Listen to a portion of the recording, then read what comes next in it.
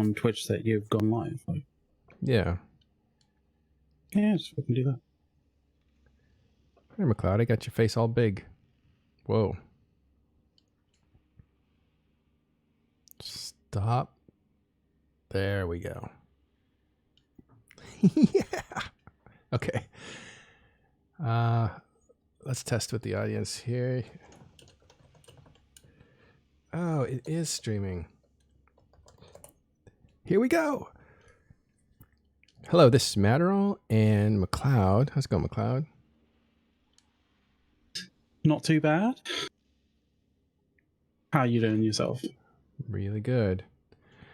So we're going to try something a little different on Saturdays so that we are not burned out come Sunday, Monday. This is going to be a Saturday tradition, if we can make it a tradition, of just talking about what the last week looked like at TIS. It's going to be open. It's going to be Ask Me Anything about TIS or EVE Online. And we'll take some calls, have some laughs, bring some people in. That's what I mean by take calls. And this is something we've dreamed about for a long time. We moved to Discord for this type of show, which is to be able to have a small group and then at the same time to be able to include like callers, you know, like a call-in show. And so I really like this idea because a few times in recent past, people have popped in and said, hi, long-time listener, first-time caller. I always like that. That always cracks me up. So we'll do something like that and see how it goes. Oh, it's an AMA, is it? Oh yeah, you may call in. Yeah, we're gonna get AMA style questions now. It's now that you put it as an AMA. You realize this? Well, I mean, you know, it's okay to be stumped. There's nothing embarrassing about being stumped, which will be stumped a lot. Let's get the like the most obvious question that will come up in an AMA out of the way right off the gate. Then, okay. Let me write the title. All right, wait. Are you pineapple on pizza person or no pineapple on pizza person? Oh, not that. Let's see. It always comes up in AMAs. I don't know why. Let's see. I refuse to answer. It's because it's a divisive question. Is it it's tribal, right? I'm a very moderate person, you know. I don't like to put people into groups or whatever, but if you put pineapple on pizza, you're a fucking heathen. See, there is a wrong way to answer, isn't there? That's why I don't take. And it's almost like I baited. Or it's almost like I baited you to think that I was going to answer in a very moderate way. Well, I won't answer because I don't want to be a heathen, but I do like Canadian style pizza a lot.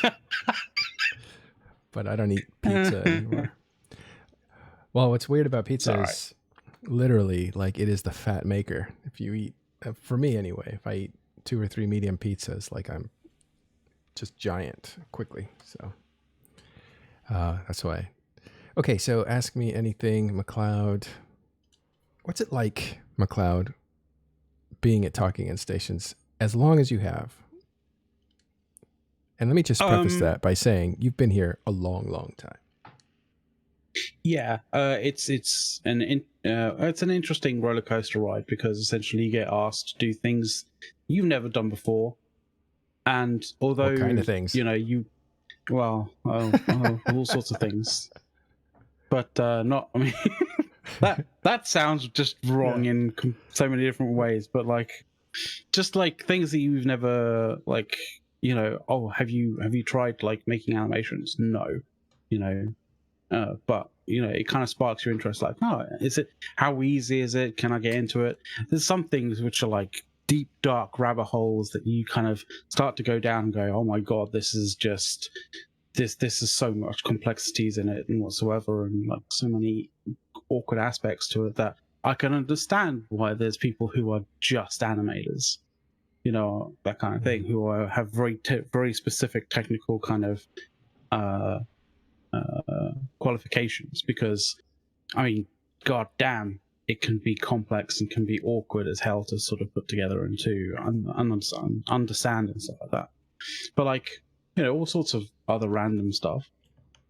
But yeah, it's kind of it's interesting because it's very varied. Yeah. So when you I'm not that good as a moderator though. When you first let's talk about when you first got here, actually. Oh Jesus! How did we meet? Let's go back in time and how do we get together? What happened? I think you noticed me on there on the dance INN. floor. Yeah. Back when it was thematami.com, right? And you were the editor in chief. Oh, I remember when I think I was just doing a couple of like articles and stuff like that. And I was like wanting to get into streaming or something like that, because INN was starting to do some streaming stuff. You had already started streaming and doing the talking on station stuff with Dirk and with Drayden. Oh yeah, and everyone else. Drayden was on. Yeah, it was the open comms guys was minus BC. Unfortunately, was Drayden? Yeah, was Drayden doing the technical side of it? Or were you doing the technical side of it? I was. The original idea was that I would do the producing and the engineering, and I would be off camera just kind of running things and basically producing it, which I have a certain idea of what a producer does, and they do everything except get on screen and talk. That's for like what we call the talent to do. So my idea was to have Drayden, Dirk sitting up there, and not Dirk so much. He kind of found his way in, but it was Drayden and Nystrick, like a male-female pair, both chipper, both funny and smart, and I wanted to put them both up and have some chemistry between them, and then I wanted to kind of like direct the show. That was the original TIS. It lasted all of 2 weeks in pre-production, and then it totally changed. But you were saying, sorry. But I want to go back to you. Like you were saying, you knew that we were trying to do something, and you thought of getting into streaming. I don't think I knew that you guys were doing something, but like I'd been kind of dabbling in just like game streaming. It wasn't really EVE Online related. It was just like regular sort of streaming for other games and stuff. Mostly FPS games, I think, at the time. Mm-hmm. And then was it? Like, when I first ran into you, because I don't want to go back for this. Was I doing streaming? Was I doing some streaming you might have been. Because I know that I was doing I did sort of do some presentation. Like I was like essentially a talking head on what was then the Undead show. Yeah, the Undead show. Zone. Yeah, the Dead Zone, right. That was H1Z1 show on INN. Yeah. Yes. Well, how many of you were on that show? I was only like 3. There was 3 sort of somewhat permanent hosts. Like it was me, it was a guy called Spanx, who was actually an Army Logistics Corps officer, and done tours in Iraq. So like, he knew his shit. He knew how to work, to military precision, right? But he was a lot of fun as well. And there was also obviously also Eric as well, Eric Asmock. Eric was the other guy. And we had a other bunch of people. We had there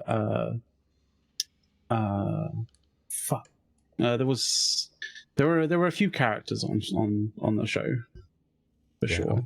I'm trying to look for the art, but anytime you type in Undead show, you get just like you're not going to find it. Yeah, I think Undead Zone. Undead Zone. The Undead Zone. I remember doing the artwork. Some of the there was also some somewhat permanent guest / host, I guess, called Space Mexican.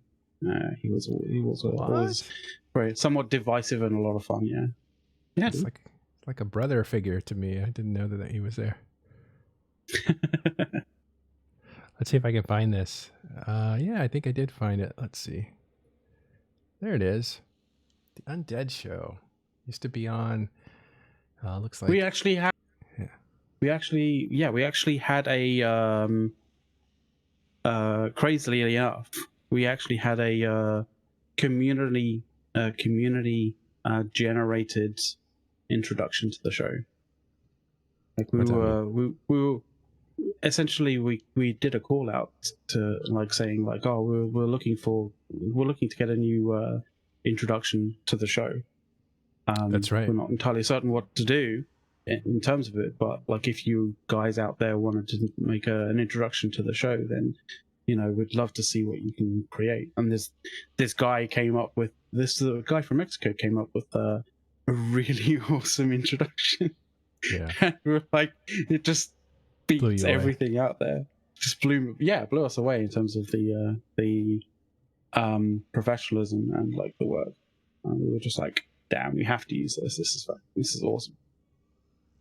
But yeah, it's crazy things.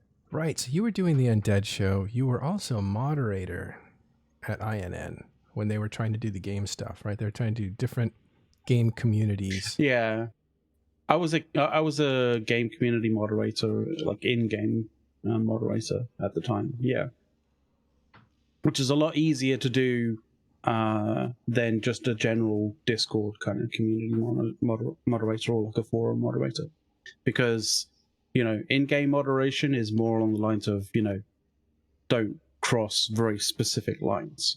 Don't cheat, don't hack, don't use glitches, don't use don't fall into the ism categories, right?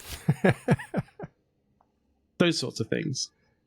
But when you're in Discord, when you have a Discord moderator, or if you're trying to moderate a community on a Discord, like people love to troll, people love to do those sorts of things, and it's something that's much more easily done and much more far-reaching, I guess, when it's in text form, than when it's in game being said on on voice chat to just a bunch of people around them at one time. I remember you breaking up a fight, and I was like, I had started at INN, or it was TMC at the time, and they had this new Discord thing, and I was like lurking, right? Because I was like, I'm gonna feel what it's like to be just a typical person, so I'm just gonna lurk for a while, because I was the editor, right? So I was kind of high up, but I'm gonna kind of sit in these channels. I think I was even under a different name, and just absorb the environment, pop into different rooms. And I was in a room, I forgot that I stayed there. It was a voice channel, and in pops this fight going on between some cheaters, and Maccloud is trying to negotiate. And I was like, I'm watching the wildlife in their natural setting. And it was the thing is, it was you calming somebody down. Yeah, the thing is, like in games like H1Z1 and just sort of general kind of competitive shooters, that kind of thing, you have one perspective, and you have a very obviously a very very partisan kind of view on things, because the whole idea is it's your group versus the world, right? And you don't have this kind of you don't have this bird's eye view of what's going on. You don't really have an objective kind of view on things. So people get very heated, and when something didn't go someone's way, a lot of times people tend to jump into the accusations of so and so being a cheater, or so and so having an unfair advantage, or whatever, right? And so you have to kind of go in and just be like, look, calm the F down. Think about it objectively. What happened? Where did it happen? And so, and to a degree, some of us have, like in the game, some of us had tools to sort of figure out whether there was wrongdoing happening and stuff like that. But even so, we were fairly limited in what we were able to do. Yeah. But a lot of the times, what we did there was like, if we got reports of people, potentially cheating and stuff like that, we would say, don't accuse people, because then when people know that they're being potentially watched, they don't tend to do things like nefarious things, because they feel like they're being watched. So we were basically on the lines of, if you feel like there was a cheater involved, we feel that there was wrongdoing going on, don't air it in public. Come to us and tell us about it. So we can shadow people. Yeah, we can shadow people and see what they're doing. It's too bad there's no virtual body cams. But the thing that impressed me, and the reason I brought it up, was that was my first impression of you, was like, oh, here's this guy and he's going to moderate, and let's watch how he does. Let's watch the professionals at work. And I was like, damn, he did a good job. You totally like diffused the situation. And he said, look, man, we're not trying to accuse you, but you can't behave this way or that sort of thing. And it was like, you had a really nice demeanor, and you calmed down the situation. You explained, some of the things you needed to do, and you didn't lose your temper. And I always felt like that was pretty impressive. So that was Maccloud. That was my first introduction to Maccloud. And then I think really when we started to work together was when you had an interest in, you were doing the Undead show as kind of were you the engineer? Or were you just a host or panelist or regular? I was like, no, I was like sometimes the engineer, sometimes not. We had sort of like, I was like an occasional engineer, I guess. Oh, got it. Like, but most of the time I was a talking head and sort of like co-host kind of thing. I think maybe it was like something along the lines of, you started to appear on talking stations along with Dirk. I think Dirk may, like, I'm gonna assume here, but like I think Dirk may have like tempted you to be like, oh, come on, you're always having good conversations between me and with me and stuff like that. It'd be really cool to have it like live, etc., right? Like, no, I imagine didn't that's happen that way. Went. Didn't happen. It didn't. That way. Oh, okay, fair enough. I'll tell you how it happened. But how did it happen? Well, this like I said, I was trying to say, okay, I want to, at this time I was kind of like the creative director at INN, and I was putting together shows. I was managing all the news coming out of INN, and it was an issue of what kind of chemistry do I want? And I looked at Open Comms, which show I listen to all the time, and I was like, well, Drayden, poor guy, never gets to talk. He's between BC and Dirk. Between those two guys, they never let dead air exist, so he can't possibly get in. So I kind of thought like, well, he's funny. He has information. He always seems to have like here's what's happening in Eve, and he would drop the information and stuff. And I liked him just personally. And then I like Nystrick a lot personally. I think she's fun and funny, and she's very smart, and she's a good player, and knew a lot about like the industry, like the gaming industry too. So it just seemed like this would be a good match if the chemistry works out. So then I put them two together. Now at this time, Dirk had the infamous New Year's Eve show where he lost his temper at BC, his co-host, essentially, and it got ugly fast. I think that was Chocolate Rain's first show. That was her first show, and she was sitting there like, practically a guest, trying to calm things down a little bit, and I skipped out because I was invited to be there, but I was at a New Year's Eve party. And so Dirk, after that incident, was just himself, just felt terrible, was terribly disgraced, again, to himself. So he said, I'm gone. I'm going to, I need to take a break. So I'm taking a break. And so he took a break. And so then this is like months later, I'm developing this show, and he and I are constantly talking, and I was just like, telling him, I was just cheering him up, because he was really down on himself. And the thing about Dirk that people need to know is like, he's a genuine guy. He's gonna tell you what he feels. It's not always eloquent, but he's truthful. He's like a truthful person. So what he was saying was obscene and not great. But what he was punishing was something else. And so there was what do you call it? Subtext to what people were seeing. What people were seeing was obscene. The subtext made sense to me because I understood where it was all coming from. And,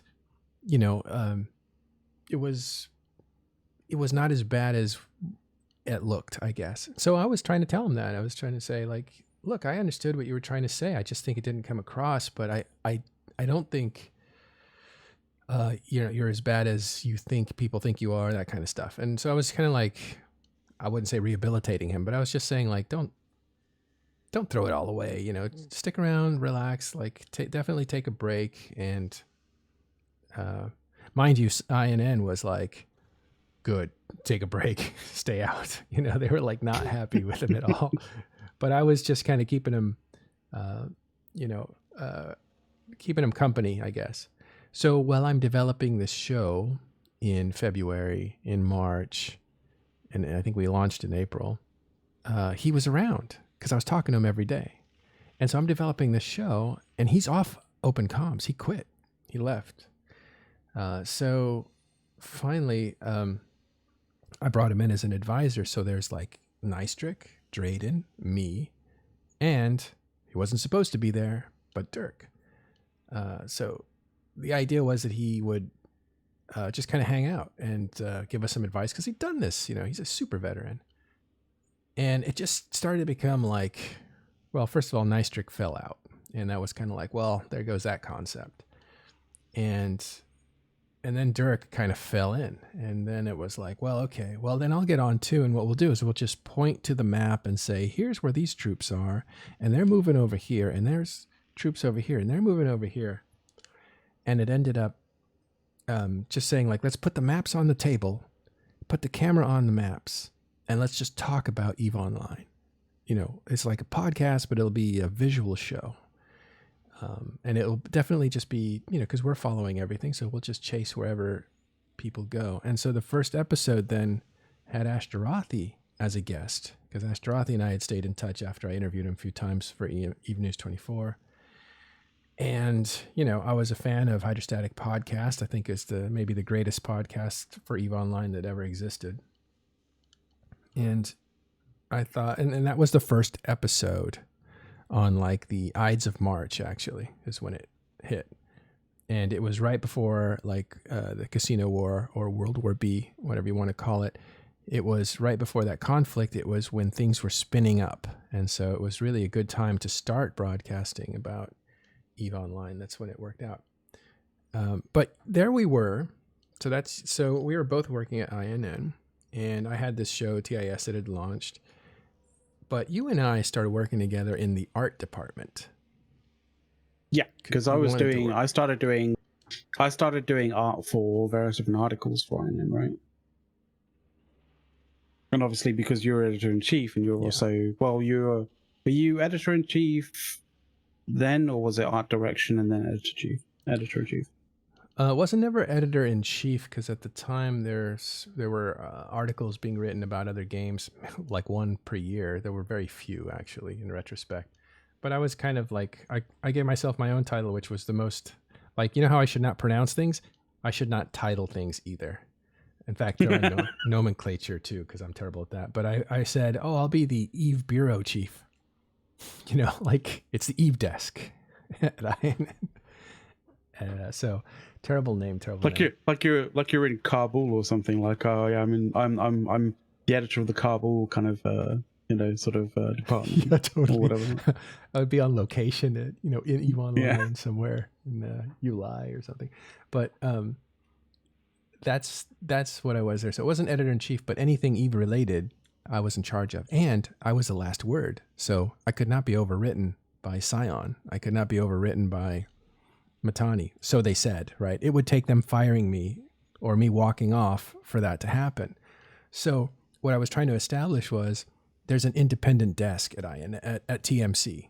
Like, we care about the independence of the game, and therefore we're taking it out of the hands of the Imperium, or at the time it was a CFC, actually, right? No, it was the Imperium, but it was, very early on in the Imperium's career. But the point was independent desk, independent news at TMC. That was the idea. That's why I was there, because I was an NC dot. So I was on the other side of the the war. So I wasn't editor-in-chief. I was the bureau chief for EVE Online, and I stuck myself at that title. And I used to write a really cool column called The Razor's Edge, and it was like how it is being in NC dot, one of the bigger corporations at NC dot, hanging out with Lady Scarlet and stuff. And then also being the editor for INN or TMC at the time. Like, what's that line like? Because I have a foot in both places. And what kind of problems do I see?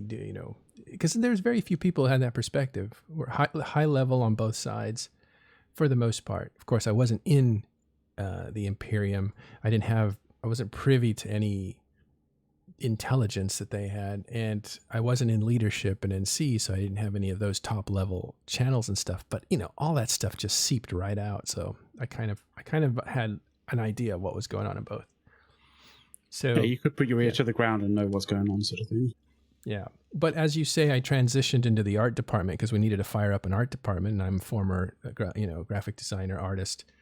And so I was like, I'll start the art department. And we started recruiting. We got up to like 35, 40 people fast, because I think people are interested in art. And I think you were one of those. So you came in and started doing some design work, right? Yeah, I dabbled with doing art and various different things. And I was just, I'd been doing random bits of art for various different things for, like, say, some videos on YouTube and stuff like that before. Like, and obviously, because I was looking to also get a bit of experience and a bit of understanding of, what is, what level of art is considered to be good enough, in terms of quality. And having someone like you who, actually has a professional kind of, some professional experience in it, I was like, oh, okay, that's a perfect thing to do, right? And wasn't easy. that could potentially seep into, all of the stuff that I'm making for, like, say, my own kind of streaming. That was at least the plan anyway. But then that kind of fell by the wayside somewhat because various different things, how it is. And I was doing art for the various different articles and stuff that came out on TMC or INN. I'm not sure when that transition was, but yeah, basically doing a bunch of art. And you were there, kind of essentially yaying or naying it, essentially. Well, I would give. Sometimes I'd give. Or entirely dumpstering it and making something brand new. That's what I was going to say. Sometimes I made some bad decisions. Which did aggravate me. It wasn't that you... It wasn't... It kind of annoyed me a little bit, but the only time it really annoyed me was when, like, I got zero feedback about why it happened. Like, that's the only thing that ever kind of annoys me, is like when something... When work that I've done, it amounts to nothing, and I get zero feedback as to why that occurred. Like, that's the only time I really get aggravated. Yeah, well, and that happened a lot because it was a fast schedule. I ended up sacrificing building the team a bit, not completely, but a bit, to just getting the artwork done to get it out because it was such a fast pace. And onboarding art directors is tough because a lot of people are eager, but they don't necessarily have the speed and or the actual skill to carry out like a vision. So they need a lot of time. And I think what I really liked about you is you're super patient, because I didn't dumpster your work. I don't know if I ever threw anything out, maybe once or twice, but I actually took what you did and just enhanced it to, clean up some color or to make it less what I call noisy or whatever. And you took all the criticism really well. The person that didn't take it well on your behalf was Caleb, who just laid into me about how I was mistreating you. And, he said this is the funniest thing he ever said to me. He said, like, what makes you think that with your perfectionism that you can just say what art goes on the articles? And I said, because I'm the creative director. It's in the I never, position. as far as I can remember, I never really, I never had a conversation with him going, no, he loves my art, really. You know. No, but I found the three of us got into a conversation, and you were mostly on my side, and we were talking about your work, and I was like, well, this is odd. But anyway, the point was, I thought it was pretty funny. But here you are, like years later, because when I said I need an engineer, you were the first person to come to mind. And I think I forget how I approached you, but it's kind of I was still at INN, so it wasn't quite so awkward. But do you remember how I don't remember how we got together. I'm not sure. I mean, I think it just I kind of kind of decided, I decided to go like all out and go all the way back in our like PM history in Discord, and it kind of starts off with. Get back to it. It kind of starts off with you just talking about like editors, like being admin on Discord. I think probably for INN in some way, shape, or form, and like wanting to get people into channels and stuff. And then talking about TIS, but doing after the after show kind of thing going on. Oh, the after. No, that came. Okay, so yeah, I think I liked your personality. You have a soothing voice. You know, you have really good judgment. A lot of good things. That was 2016. Yeah, everything's changed since then. But at the time, you had all those things. I'm just kidding. Thanks, man. But you were cool, and I thought, it would be good because it seemed like every show that we finished, people were like wanting to hang out and talk more than we had time for. So when we'd stop a show, there'd be all this lingering energy. And I thought, well, let's just give them more. Let's do an after show. So I said, Maccloud, you do the after show. And because you're cool and chill, and it'll just be like, hey, open up the pool, the bar and the pool, and let people hang around and relax. And you did the after show. So we would do the show, TIS, and then right afterwards we go into an after show, and Maccloud would come on, and he would just kind of like engineer it and kind of really moderate it, and there was some really interesting stuff that happened. Not a lot, but when we had Lenny come on with what was it? The charity for kids. I forget what it was called. Was it Care for Kids? Right? Yeah, it was Care for Kids. Come on.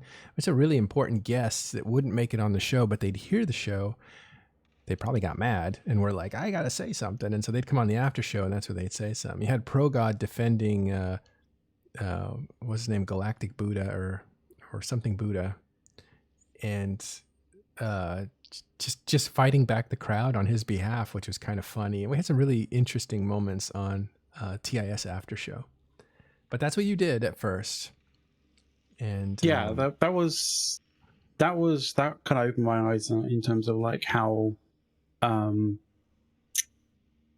nerve-wracking a show can be when you're doing both the hosting as well as the editing, or the engineering for a show. Yeah.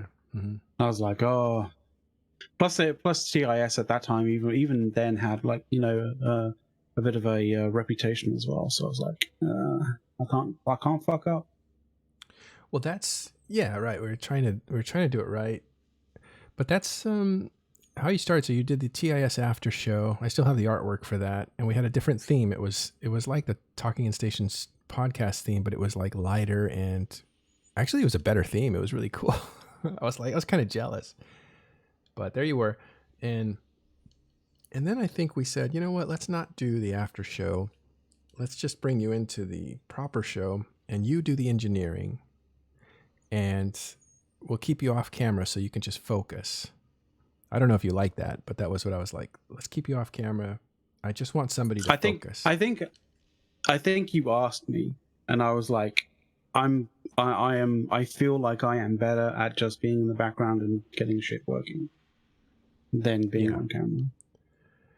And that worked for a long time, where here's where you were amazing beyond like normal, and that was we would do the show, and every time we were talking about something, graphics would fly up about it. Like you'd find it on the internet, whatever we're talking about, and boom, it's on the screen. And so all that weight, I'd done that the year before, and it was, always late graphics, always. But your graphics were on time, and then at the end of the show, because I didn't have to keep up with the conversation, whereas you had to have like one ear on the conversation, like half your brain on the conversation, half your brain like sort of, trying to get to these links or trying to figure out where to find certain things. And like I can understand how that's like super stressful, like how that's difficult to keep your head in the conversation, to be able to, to be able to have people bounce stuff off you. But still find all of those various different things and even predict some of those, like, the stuff that you might need. It's really difficult. It is really, really difficult. Incredibly difficult, not usually done well. When it's done very well, you can appreciate how hard it is. I'm not saying I do it well, but other people do. And you can appreciate like how they're basically playing guitar and singing at the same time and then tapping their foot as the drum. It's just you're doing three things at the same time. So we divided that up. You provided quick graphics that improved considerably. Also the, like the uptime and the mic problems went away and all this other stuff. And then at the end of it all, and this is the part that I really liked, was all these links, right? Like everything we talked about, we had like 20 to 50 links. No exaggeration there. Think about that. 20 to 50 links, mostly about 30 or 40 links per show in the show notes. And so that took the show notes, when we would wrap it up, the podcast, strip it to edit, put it in the podcast form and launch it.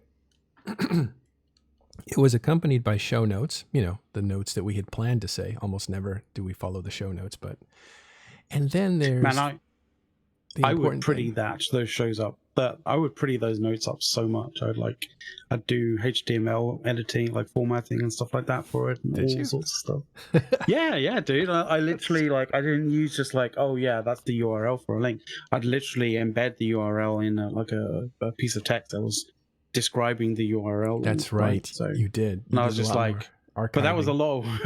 That was surprisingly quite a lot of work to do for 20 to 50 links each week. Yeah, it was. But anyway, the show notes then became incredibly important for research. So now if you go to a show and we talk about something, there are all the links that we talked about in there. And to me, that is value for a future generation. So that was, I thought, fantastic. So I did kind of feel like that. I kind of felt like I was doing, that work wasn't really just for TIS. Like I felt like that work was more along the lines of, for people like Andrew Groen, right? Like this was my mindset at the time. It was like, people like Andrew Groen in the future who want to sort of figure out like what was going on in the background or what was going on in a particular week or to do with a particular situation, etc., etc. They could go to the show notes and like there would be a whole host of links to information around that era, right? So long as obviously the links and the resources were still online, etc. But providing enough links provided a degree of safety for some certain things would fall by the wayside. E-files is now I think pretty much dead. You can find it somewhere else though, but like somebody downloaded all the with a stuff. variety. Yeah, with a variety of different links, you can be somewhat certain that there's still going to be stuff there available for people going back and figuring out what was going on and different angles about the situation. Yeah. All right. That's a good point. What I wanted to do here, and I want to do this for the shows in the future, is to say like, we'll be right back after this short break. And then come right back, welcome back from a break, so that we can, on YouTube or something, insert one of those commercial things. How about that? We can do it even here in Madrigal. Like we can do a 90-second ad break or a 60-second ad break or whatever. Yeah, but then it's on YouTube too. Then we have a break on a break. But yeah. Well, we can toy with that. No, true. We'll see. True. Okay, but I want to finish up talking about your, the Maccloud that people hear about. So at a certain point, the years are going by. What are you thinking? Like, what's it like working at TIS? And you can be super honest because people will love it if you trash the place. It's So go ahead. I'm giving you permission. You could be a bit of a roller coaster, by the way, Martin. Like sometimes that sounds like a good thing. There are moments where you're on top of stuff, but then there are also moments where you just you're like, fuck it, I hate everything. Never. Literally deleting channels, like etc. Going, I hate this artwork. The artwork, we need to kind of completely revise it, entirely, or that kind of stuff, or situations where you're like, I just can't, I can't deal with having to do it constantly. So but you end up creating situations and stuff. But I'm easy to work with, and I'm easy to work with and very likable too, right? Yeah, for the most part, you're completely fine. It's just every so often you have these moments where you're just like, fuck it, I hate it. What it is you always feel like you can do better. The idea that TIS is going to be the same last week as it was this week is just abhorrent to me. Like we have to do it better. And it's the reason that I think we've changed over time in a mostly positive way. Is we're trying to experiment with doing things better. We're trying to get the branding to be better. And boy, the branding has really suffered. Like that's maybe the worst example of making things better.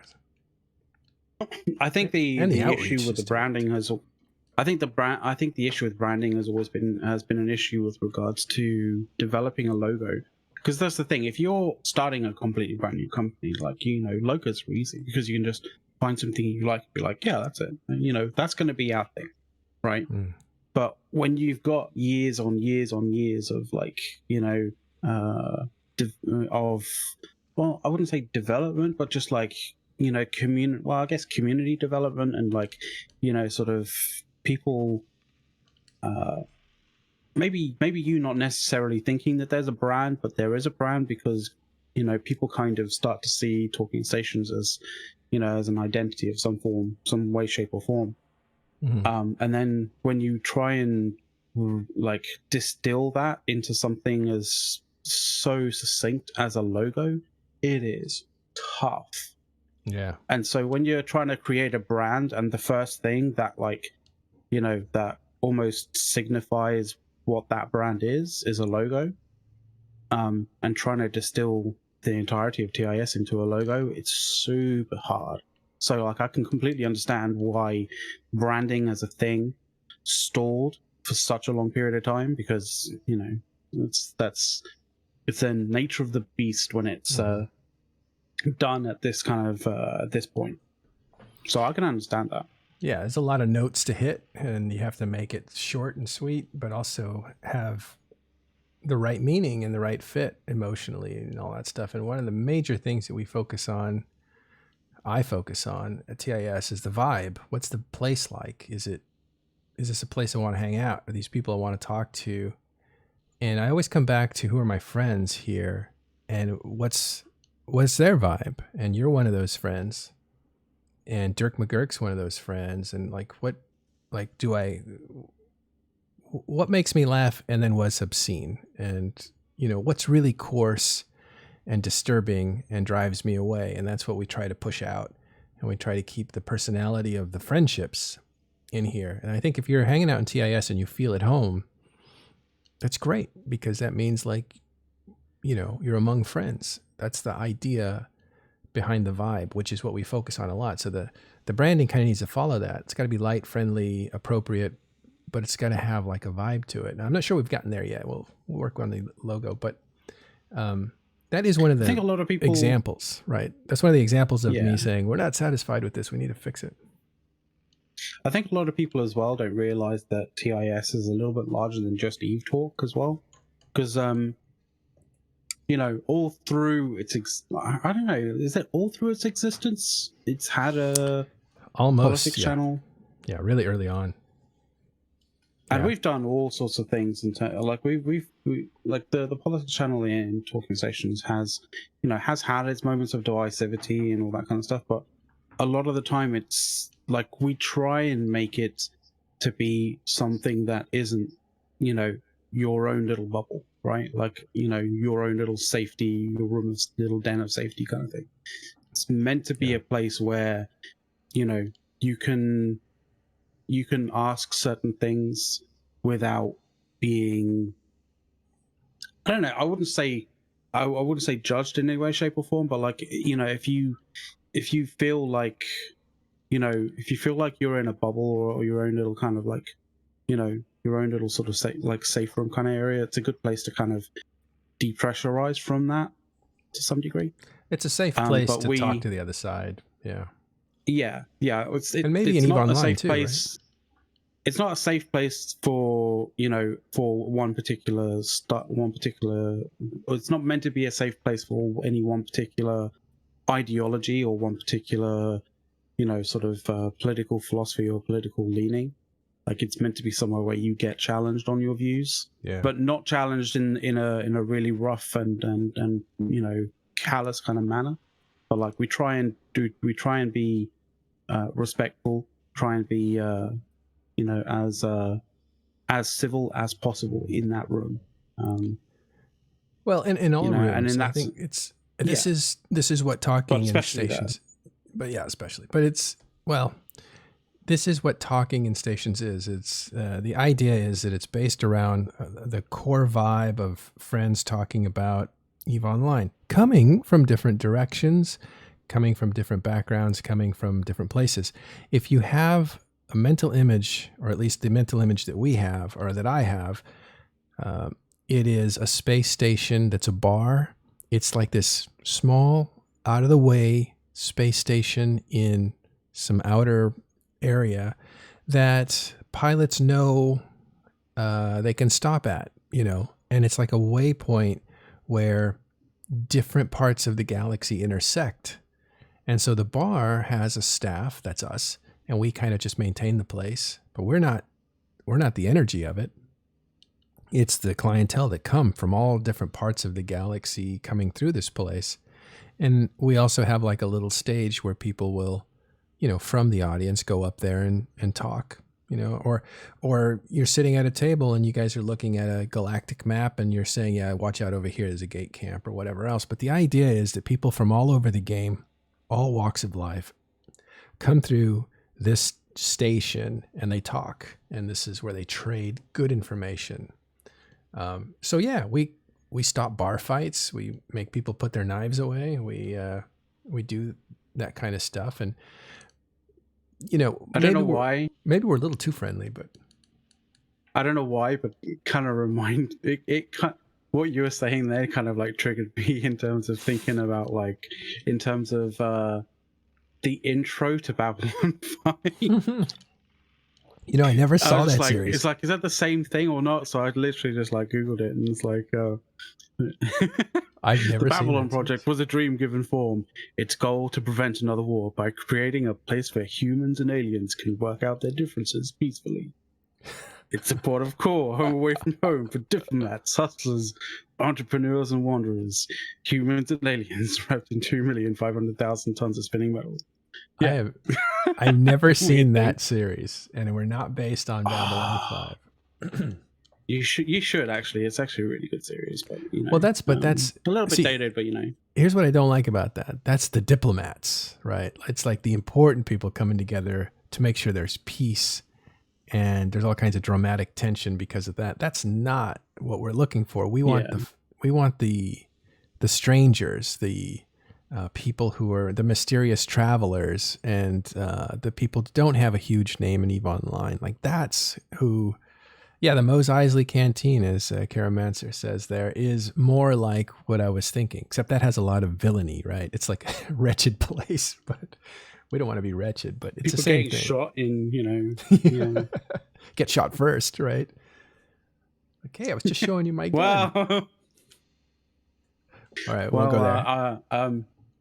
Disney would have you believe that he wasn't shot first. Whatever. All right, so that's first part of this, and that was what we wanted to like do on Saturday is not to go so deep into EVE Online and think and just kind of review, not to go into deep EVE Online like we do Monday through Friday and then on Sunday, but we wanted to Maccloud and I just kind of hang out. Yeah.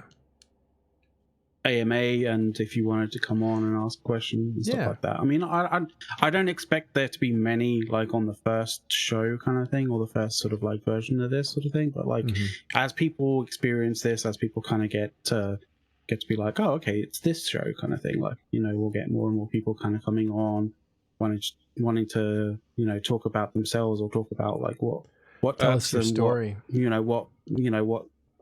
Their story, or what irks them, or what kind of, or you know, what they think is cool, what they think is, you know, what surprised them about Eve, what's, you know, what they hope to get, what they hope Eve will become, you know, that kind of stuff, right?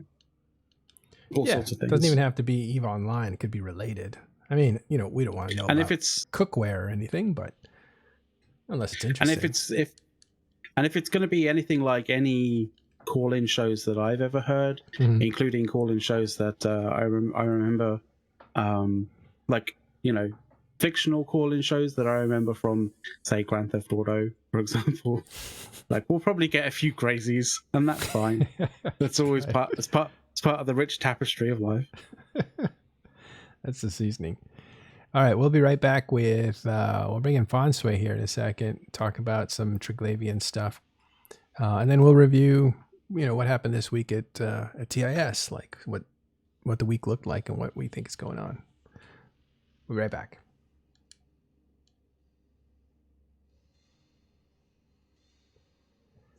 All right, Fonsway, you're in. Oh, hey, hi. I was just watching the show. Yeah, and now you are the show. From audience to content. Well, what's going on today, fellas? I mean, I didn't have anything particularly prepared. Nope, you're gonna just hang out with us for Ask Me Anything in case a question comes up. But you can be like our for today, our in-house expert, since you know. I thought you were gonna go with today's nerd. Well, no, you're not a nerd. Well, that's how I self-identify. Well, all right. Okay, so what can we talk about today? Looking at, let's actually go back and look at Monday and see what some of the, well, actually, I probably can't show you the, what did we talk about on Monday? Let's go and find out. Deep dive. It's around here somewhere. There it is. I was trying to find Babylon 5 or something. Okay, there's a question. Why don't you pick that up, Maccloud? What's that question? Okay, so Maddle, specifically, how are you so rich and keep on finding keep stars in the back of your sofa? It's essentially what he's asking. Yeah, I think he changed it a little bit, but little bit, but you know, that's essentially it. How am I rich? I'm actually, it depends. I'm only middle class in Eve. The story of wealth in Eve. Okay, for me. Actually, I don't know if I've talked about this much publicly, but I might as well. I think it's interesting. But when I started playing Eve, I was I'm dirt poor in Eve. Okay, Nick. I was too. I was like, you know, I came from the rural area and I just had dust on my pants when I arrived in Eve. But I thought, I have some art skills. I'll leverage those in because people like logos for their corporations and, you know, easy money. And banners for their forums. For their signatures, yeah. Their forums. So my first gig was to make some artwork for Battle Clinic. I made a bunch of signatures for them. I think I made the good ones, but you know, it depends on your point of view.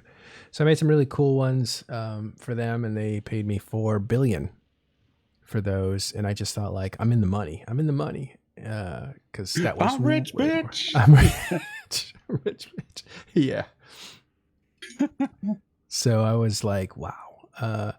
And I never ever increased because I joined Nelly Segunda and they changed their doctrines every fucking week. So I lost That's all how my I money. feel with the initiative. That's how I Yeah. feel with the initiative. Yeah, they just So, burn you more through your doctrines. money. Okay, fair enough. Yeah. It's like you have to insurance fraud your ship so they get reimbursed so you have enough money to buy the next ship. But they were all like 350 million ISK per ship, and then you buy it, maybe buy 2 of them, and then they would change it like a week later. So it was like, yeah. So the funny thing was, at that point, if you're smart, you just buy Logis. That's why everybody flies Logis. Yeah. Actually, that's one of the things that I did fairly early on when I was like, because I remember when I was when I initially kind of joined the old Northern Coalition, when it's the actual coalition, Northern Coalition. I was still a relative noob, and I was still literally training skills to get into a decent battle cruiser. And at the time, the decent battle cruiser that was easy to get into, that everyone was calling for all the time, were Drakes. So I was getting my, Drake skills up, my battle cruiser skills up, my heavy missile skills up, etc. And then finally, I get to Tech 2 missiles, and I'm there. I've got all the skills for the doctrine, etc., and I buy it. And then they go, yeah, we're changing doctrine. I'm like, oh no, no, you don't. So I end up going, sod this. I'm gonna learn to fly Logi instead. So like one of the first things that I actually one of the first real things that I started doing a lot of in fleets was Logi work. Both just being Logi and also learning to be a bit of a Logi anchor as well, and a Logi anchor and sort of like a Logi FC sort of thing. Well, it saves money, doesn't it? Like that's just you Oh. can fly in different fleets with one Logi. You could fly in like 4 or 5 different fleets and not be left out. So many, and you're at that time as well. I think not many fleets were primarying Logis all the time. Like they were just hazing through DPS ships all the time. And if you had a decent Logi anchor, you were kept fairly out of the fire, as it were. But the other thing was, at the time, at least in the Northern Coalition, old Northern Coalition, that is, your reimbursement for losing a Logi ship was, actually more than the cost of the Logi ship. So you'd start making money when you're flying Logi. So that was a net positive. Yeah. There. How did you make money in Eve? So that's the topic. Let's transition to that. Good. All right. So I think it was a flippant question, but it's a good topic to hit on. So for me, at that point, I thought, well, I went on for a long time, just hovering at like 500 million liquid ISK, and I would buy Plex actually, because when you're older, it's easier for you to find the money than it is to find the time. So I certainly couldn't rat, never did that. I did some industry stuff, but that wasn't money making. It was almost money losing. Oh, he was serious. Okay, sorry. And then, so serious question here. How did you make money in Eve? And then for a long time, I would just buy Plex to survive. And then go ahead, you were about to say. I was just going to say that there's a lot of people who find out that they can leverage some of their real life skills in Eve in some way, shape, or form, and they make a lot of money out of it. Like, I specifically recall someone fairly new to the game, like really actually very new to the game, but he had an amazingly awesome singing voice, and he had a really good microphone, and like people showered him with money with ISK, like to sing on on a fleet. Wow. In various ways, so shapes, and forms. Leverage your real life skills. Yeah. But for me, it was I did the art, but there was really only that one opportunity to do the artwork, and then because that took time too, and I just wasn't feeling that. I think at a certain point, money didn't matter because I just didn't die very often, and so I just wasn't whatever. So I didn't have a lot of money, and I was in Nully and decided that I would just start writing for Eve News 24. Now I applied to TMC and they never got back to me. Like I was like, can I write an article for you guys? They just never responded. And I thought, oh, they're so good. They must like, I just must be worthless and not worthy. Like I don't have enough experience to write an article and all this stuff. So I thought, well, Eve News 24 sucks. I'll go to them. They're terrible. They'll take me. Their standards must be really low. To their credit, the Bobman, who was in NCDOT at the time and went on to go into PL and became a CSM member, he's an energetic young guy, and he was just, just loved Eve and wanted people to play. Said he wrote me back, and I was like, oh, okay, I'll. I also wrote Crossing Zebras because they were around at the time, and Crossing Zebras was like, yeah, this is all right. You really need an editor, but it's okay. And I was like, oh, okay. So I went to Eve News 24 where I thought like, well, again, I'll just write for them. And then they paid me money when I wrote. And I wrote really good stuff, right? Because the first articles were really deeply researched, history of Alliance tournament from the very beginning when it was the Caldari Championships and all this, even before that, the Amarian secession trials and stuff. So I went deep into knowledge. And as soon as Riverini saw it, who was the owner of Eve News 24, he's like, oh my God, he's a scholar. I was like, he's like, like they had discovered, my connection. Well, that's unfortunate.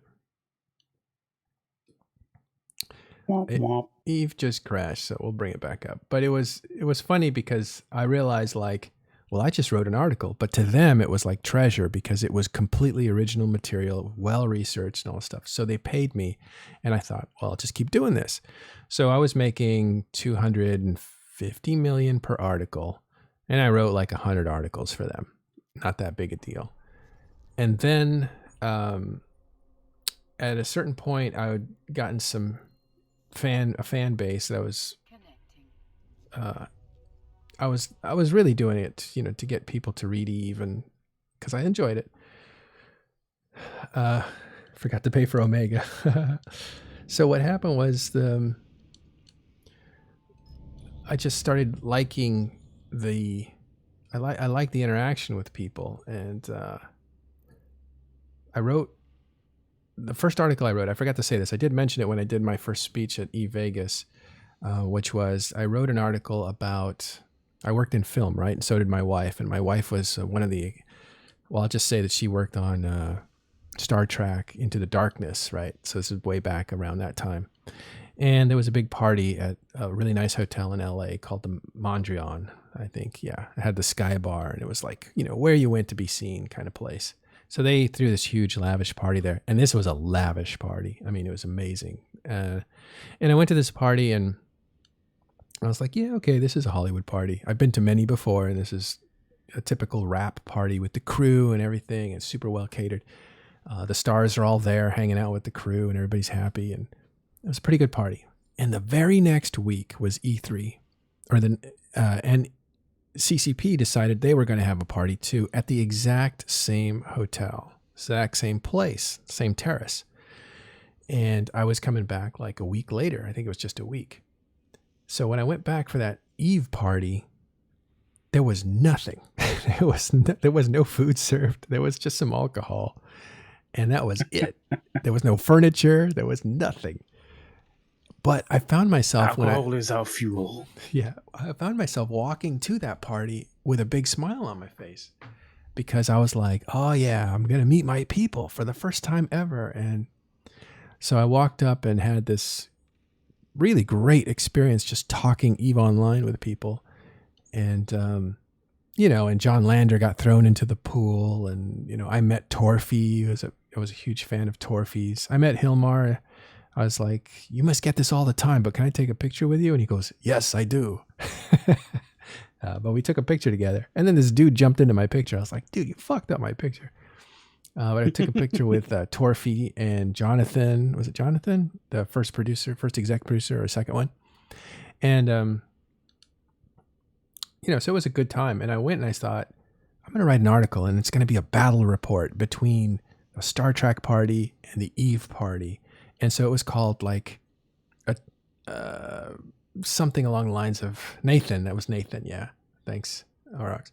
So it became basically like a battle report, and it put down statistics on what I thought the parties cost, and these were like $100,000 parties, at least on the Hollywood side. They're very expensive stuff. So the point was, like, even this big, rich Hollywood contraption of a party was not as fun as the EVE Online party that was a lot more scaled down, even though it was still probably super expensive for them. And I was just basically showing how much fun it was to go to an EVE Online event. Like, you don't need a lot. You just need the people there, and you're going to have a good time. And that was my very first article. Actually, it was my second. That's pretty article. Cool. Yeah, it's out there somewhere. I'll see if I can find it. Yeah, definitely. I'd love to read that again. I think I remember reading something similar, something like that, a long while ago. It probably is that, but yeah, in terms of when CCP comes to town, kind of thing. Yeah, they do tend to spend a fair amount, on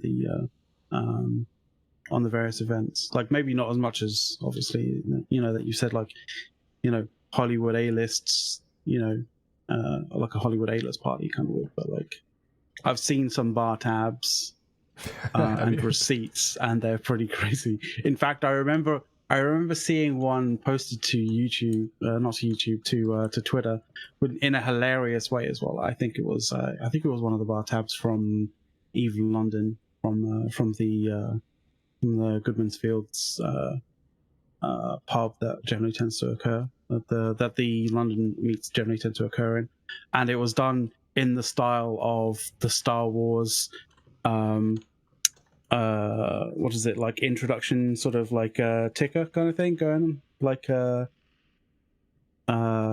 text. Do you know what I mean there, Madeline? Yeah. The introduction, like, when you see the start of Star Wars, right? And you have the that text that kind of like the text scroll that goes. Right. Yeah, it was done like that. So it was like the bar tab done like that. Oh, that's hilarious. It was lengthy. It goes on forever. Well, the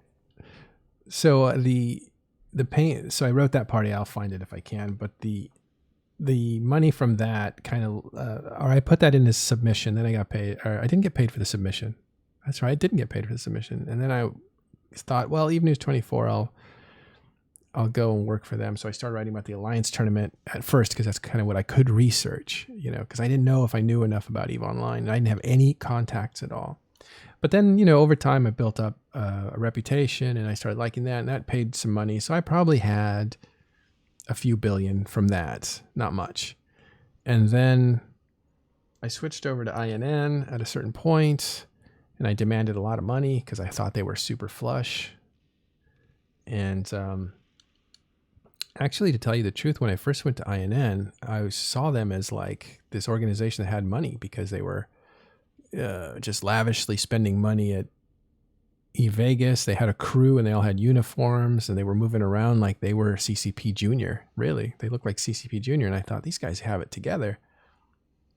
And I went over there, and I thought, well, oh, by the way, when I left, I'll just say this publicly, but I went out when I was leaving EVE News 24.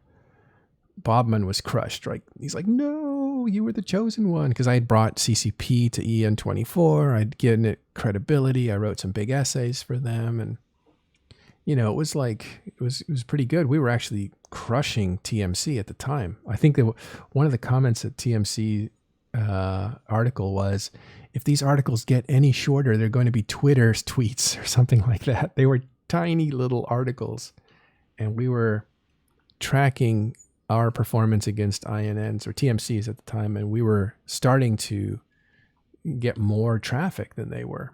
They were always the bigger site because, of course, they had massive traffic from coupons that they were giving out for other games. But we ended up...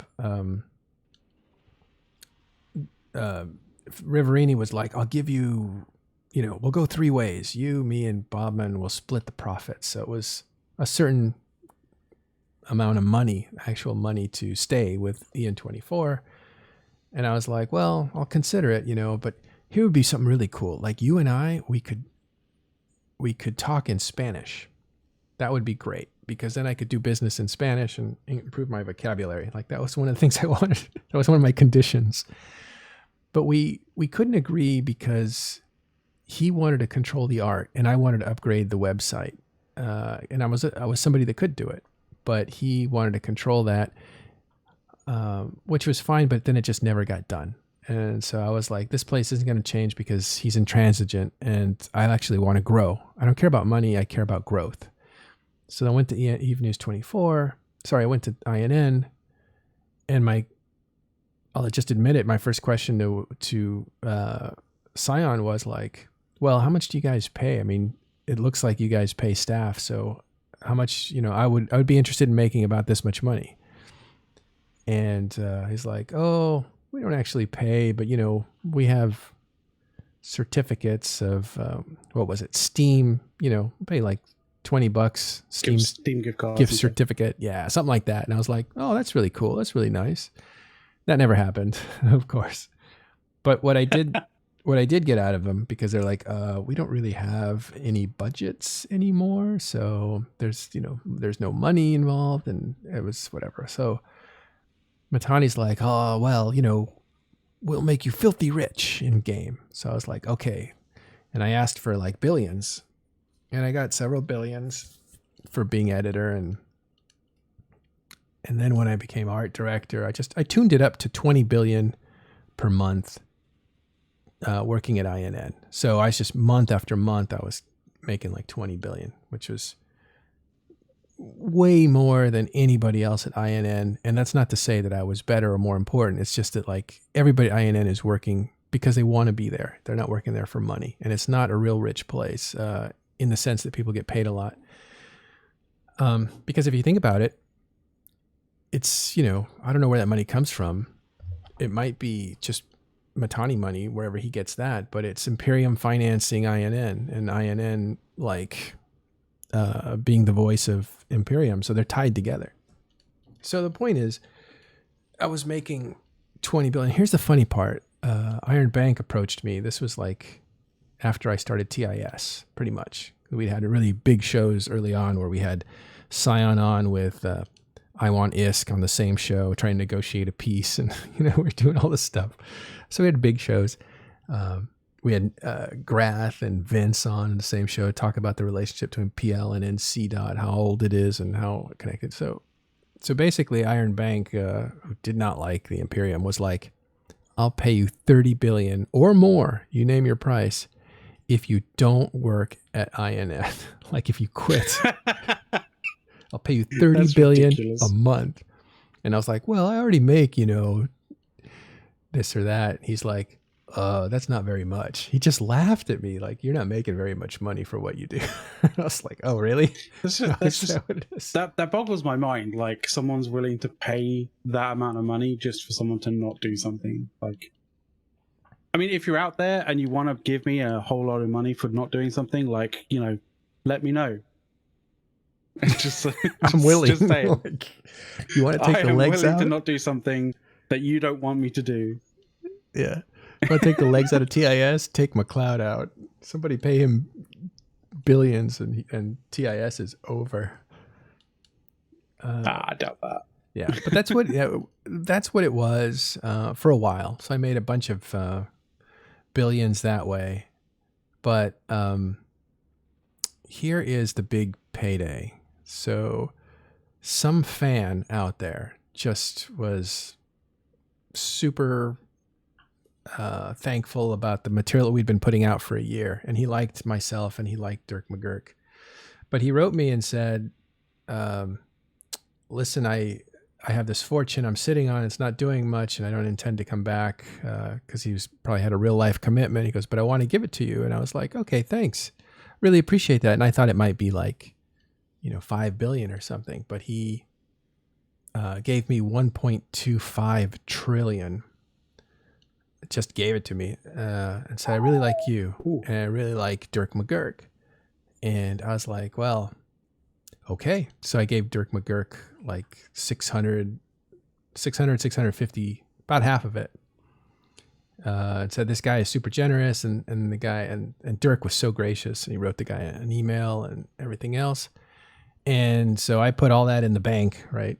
And I was like, if ever there comes a time where I start my own news site, I'll use this to pay staff or writers or something like that. And that was the idea of that money. Same with why I was charging so much at INN, because I wanted to accumulate a war chest in case, because I wasn't using the money in the game for myself. I was just using it to accumulate. So when I ended up with that much money, it was really just kind of sitting there. And I thought, well, that's a bad thing for money to do. If it just sits there, it just sits there. And so I started investing it in things. So I started buying up what I thought would be things that went up in price. And so that's where I put 80% of it into assets. And I try to guess correctly on what assets would be worth something in the future. And that's where a lot of that has gone. There've been, what am I thinking? So that's how I made money. It was through metagaming and also a generous gift from somebody. One thing I want to say about Dirk, Dirk took that money. He immediately gave Drayden like hundreds of billions, and he immediately gave Rain like lots of money, billions.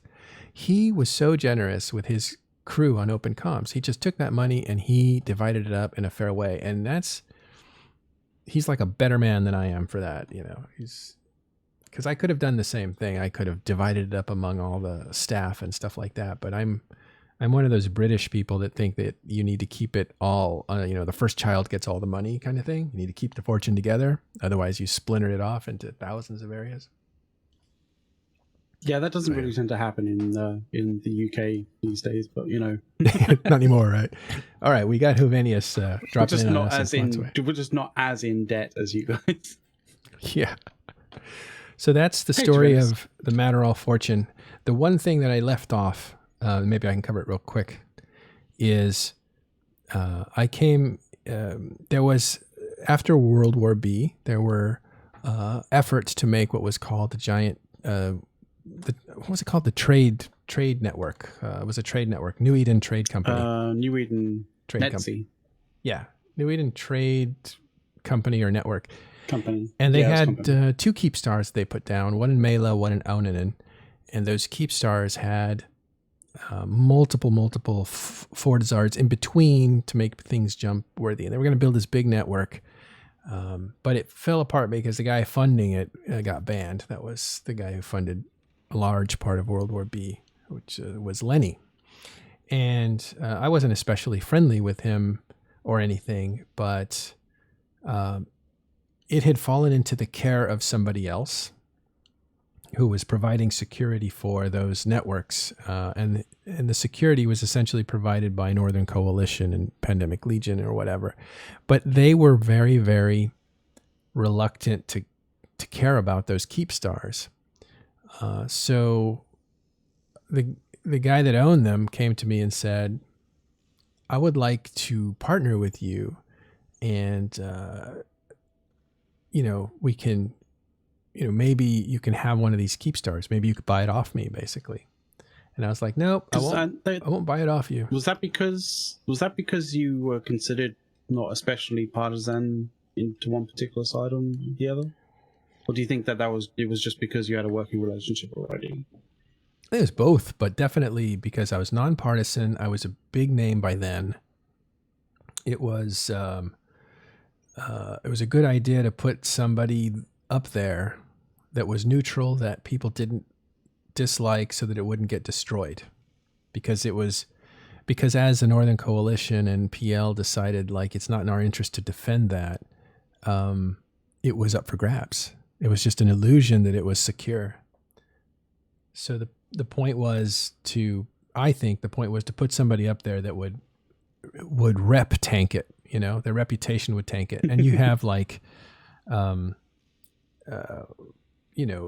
Space Pope Singularity taking one of those keep stars,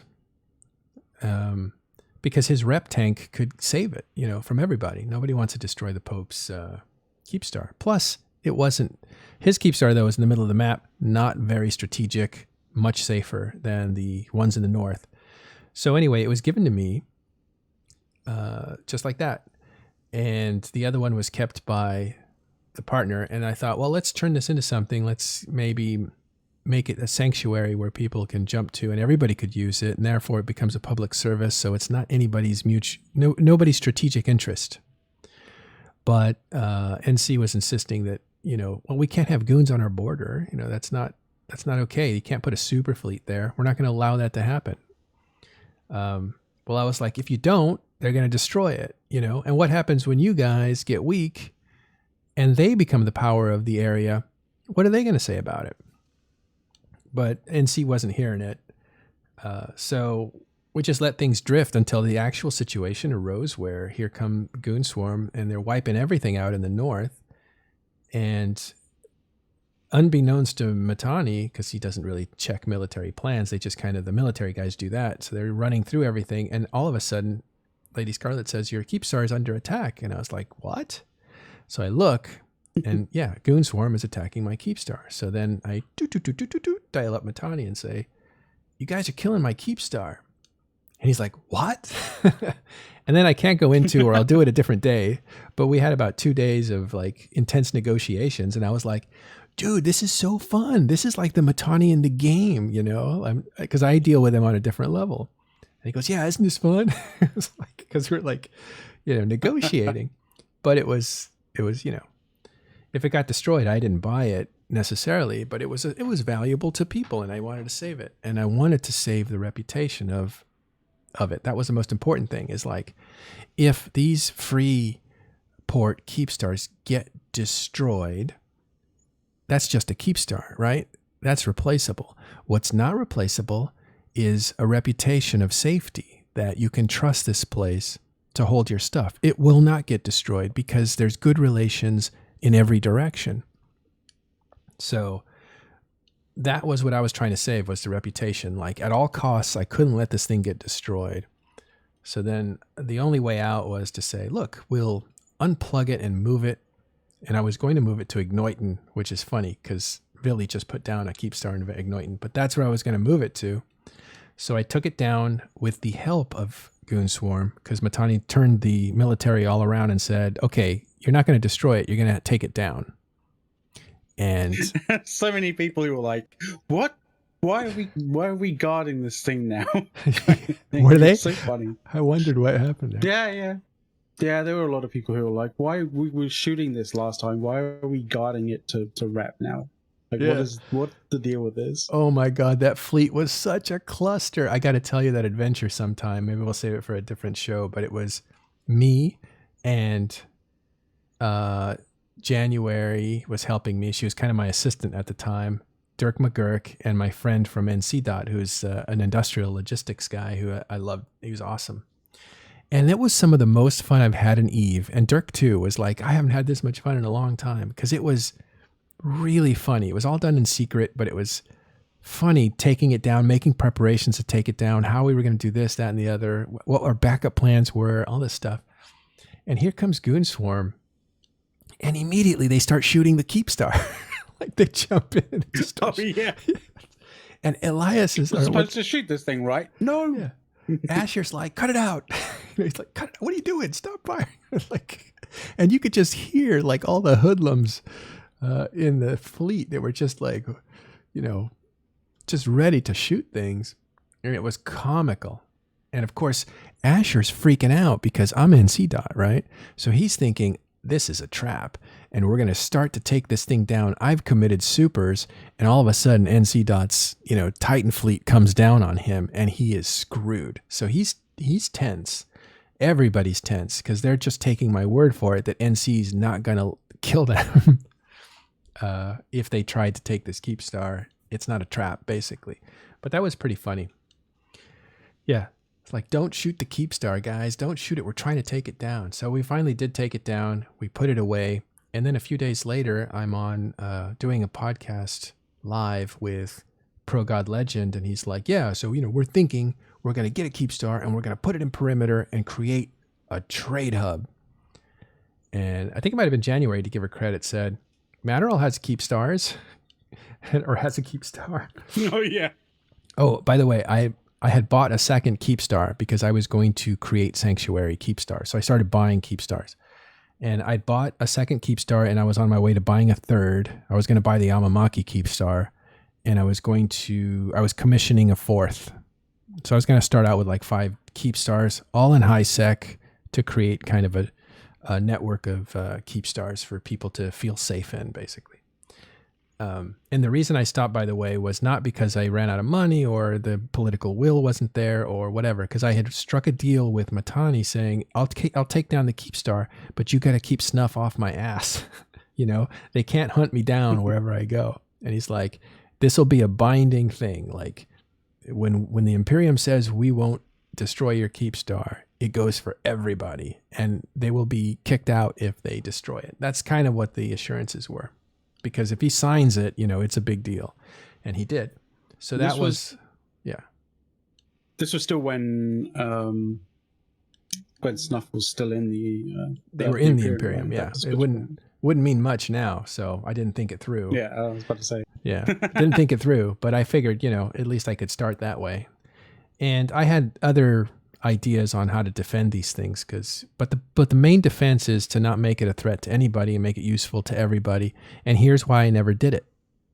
Because every time I asked a low-sec group, like, hey, I'm putting Keepstar here, you guys can, you know, like, make your home here, have offices, it'll be safe, you can run your mining operations and whatever. I thought I was doing a good thing.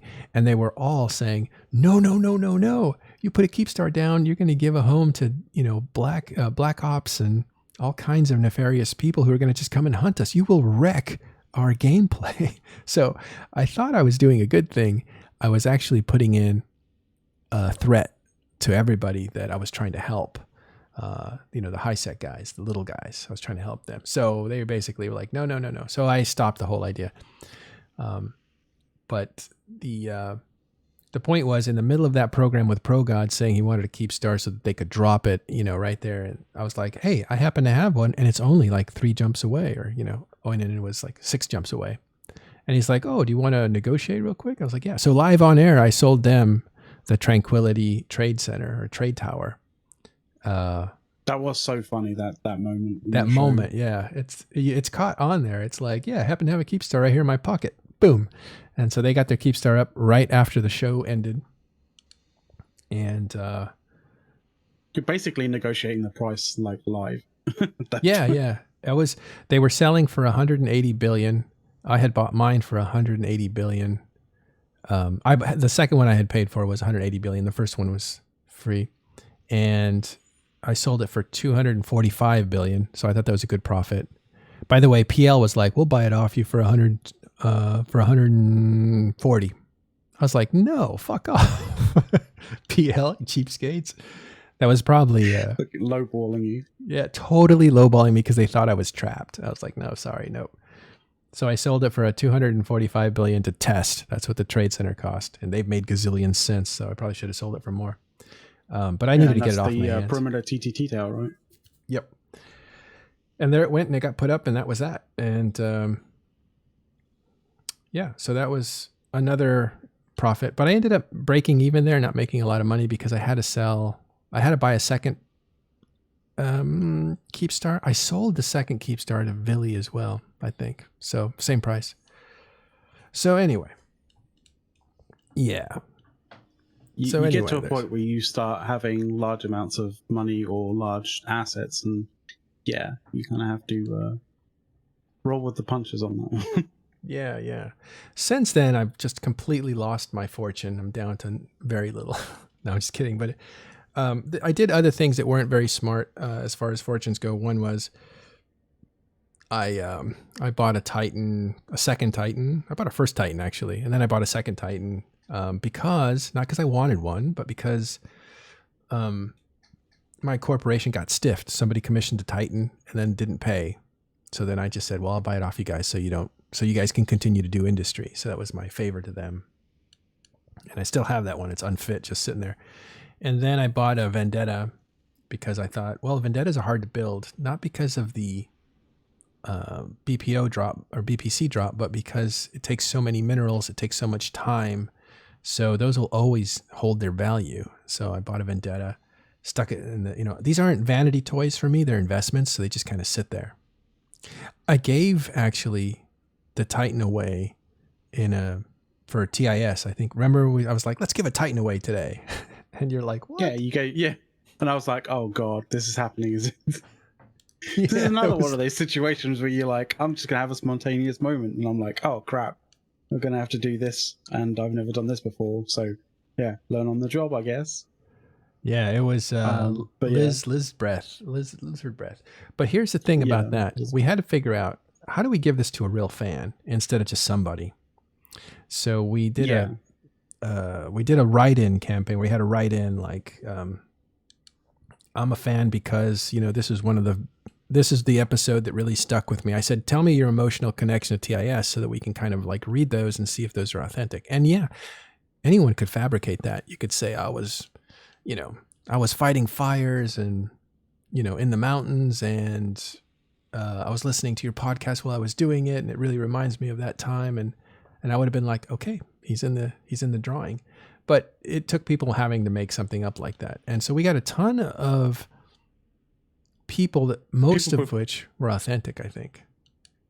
Yeah, they were mostly authentic, but they were like, we did catch those people out that were trying to be authentic, but clearly were like, putting in 5, 6, 7, different variants on certain things. 5, 6, 7 kind of like entries for it. And we were like, no. Yeah, we figured out duplicates. We could figure out there was a certain way you could figure out duplicates. The system that we were using, so we threw out everybody that submitted more than once. We just threw them out, and then we took everybody that had really put in some descriptive heart and soul into what they were saying, and I gave them 10 ballots. And then for people who just kind of answered the question but didn't go very far with it, I gave them like 5. And then everybody who I wasn't sure if they were lying or not, I just gave them 1. So it was weighted heavily towards people who actually demonstrated a connection with TIS. They were actual fans. They talked about episodes that, that really affected them in some way. And they had 10 times the chance to win than just people who said like, well, I like this episode. Because I wanted to give this to a fan. We were going to do it. We got to give it to a fan. It was free or whatever. So it was not, it was, we weren't in any trouble to give something away or anything. So we were just kind of like, let's just try to do this right. And I think we did. Liz Breath, you guys know her. She actually ran for CSM too. And she is a fan. She's around the podcast circuit. She shows up on shows and all that stuff. So we were like, yeah, okay, we did it right. And, so we gave her, and it was the Titan and it was the skill book, which just gone up to $6 billion in price. And that's what we had promised her. So incidentally, it didn't work out that way. She is not flying a Titan, and I'll tell you why. Go ahead. I was just going to say, because what good is a phone call if you're unable to speak? I don't know what that means, but your voice change scared me. It's a line from the Matrix. It's Do like, you not get Matrix references? No, I didn't get that one. But I mean, Matrix is so antiquated now; it's ridiculous. I know, it's totally aged, but I don't remember the dialogue from it. But the point was, we'd given something too big, right? Because now I gave her a problem. It's like somebody just handed you a drug habit. There was, she's not part of a coalition. And even with the skill book, how is she going to even work with this thing? So she was kind of stuck. Just ISK. What's that? It's all just ISK. You can't turn it into ISK.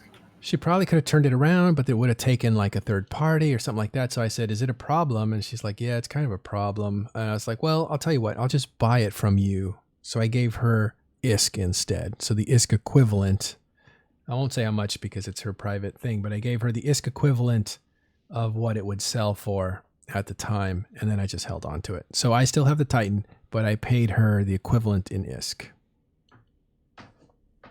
which is a pretty nice payday. But so there it is. That's Just a bit. Yeah, that's what happened. You know what it means? We can still give it away. Well, think about that. Oh God, Yeah. So reoccurring nightmare on that one. all this to tell you that ISK does accumulate, and when you have a lot of ISK, it accumulates even faster. There's I think it was Huvenius in here that was telling me about what was that economist? Piketty, the French economist. It's a French economist who wrote The Capital in the 21st century. Mm-hmm. It's all about the growing inequality and how economies, like you're going to have like your Jeff Bezos, or you're going to have like your Arab billionaires, and that's just going to grow because money just attracts more money. That's how it works. Well, there's that, and there's also, even if you couldn't make a larger percentage with more amount of ISK, which you can, even if it was the same percentage, and like anybody could make 5% on their money, 10% on their money. When you have 10 million ISK, that's very little. When you have, $1 trillion, that's a lot. Yeah. Yeah. So it's odd because if you think about it, in Eve, it's easier for people who have like 10 billion, 15, 50, 200, 100 billion to make that money grow even faster than those who you can give 1 billion to 100 people and they won't grow as fast as one person just having 100 billion. So yeah. Yeah, total. It just grows. The bigger the pot, the faster it grows. Okay, so Dwarfin here says, what happened to the trillions of ISK recently reported in the gaming press? Taken by a lone guy. Oh, we did a show. We had that guy on. Who got the T2 BPO cache from the abandoned structure. I believe he's bathing in it at the moment. Yeah, he's got it spread all over his bed, and he rolls around on it with his dog. Anybody watch DuckTales? Yep. He's still, to be more serious, he's still in the process of selling it because he's got to unload these things. They're worth that much, but it's not actually an ISK equivalent. He's got to sell them in order to make the money. And so that's how, I think it was divvied up and is being sold off. So, yeah. We'll check in with him. We'll give him some time to sell this stuff. It's a lot of BPOs. And that's originals, not copies of T2 materials.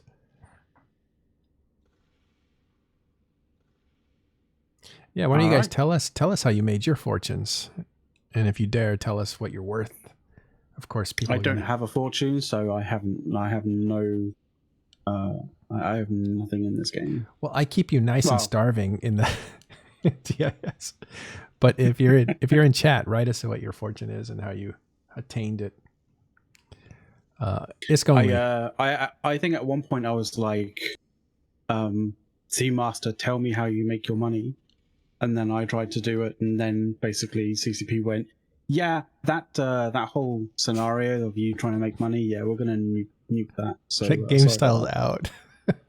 Yeah, I was like, oh, for God's sake. Yeah, I'd not catch a break.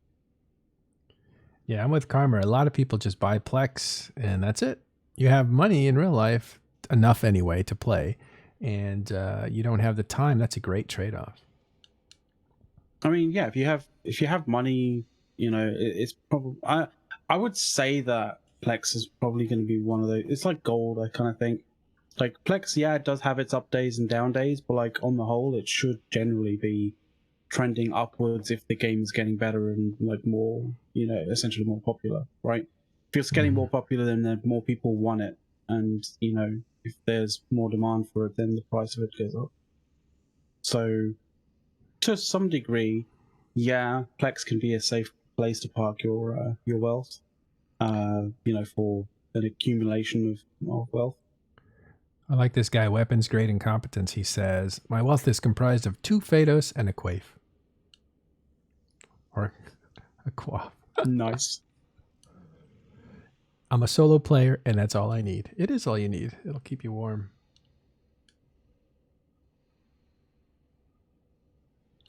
Yeah, it's Having rich friends is always a good thing. it's not. I'll tell you the truth. I have rich friends. I have incredibly rich friends in EVE Online. None of them will give me a cent. Out of like having 5, Why do you think they're Having- rich? 6. Yeah. Yeah, they will give me nothing. So I like, and if you ask, don't- they will definitely give you nothing. You Having don't get rich, rich giving generous stuff friends. away. Yeah. It's They double their fortune. Just send them money. yeah, like I would say like if I wanted to invest in this thing, it's going to, I can turn it around. I have this collateral, da da da. They're like, talk to a banker.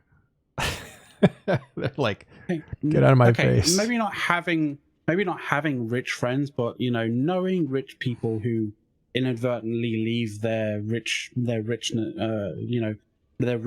in abandoned structures in low sec and high sec. Like those are the people you need to know.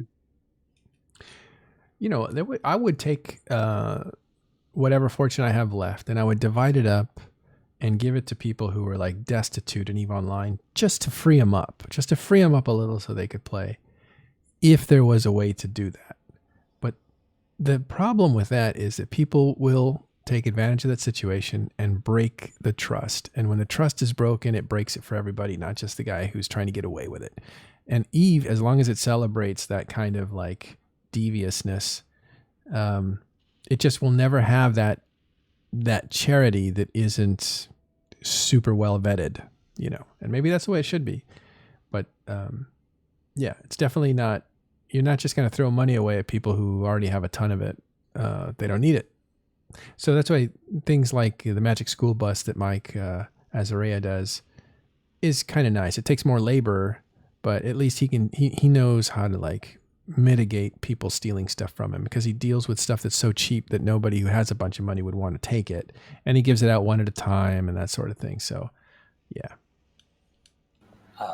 The way you get rich in this game is there's a couple different ways. One is to find something that you can do better than everyone else. Another way is to just find where no one else is looking.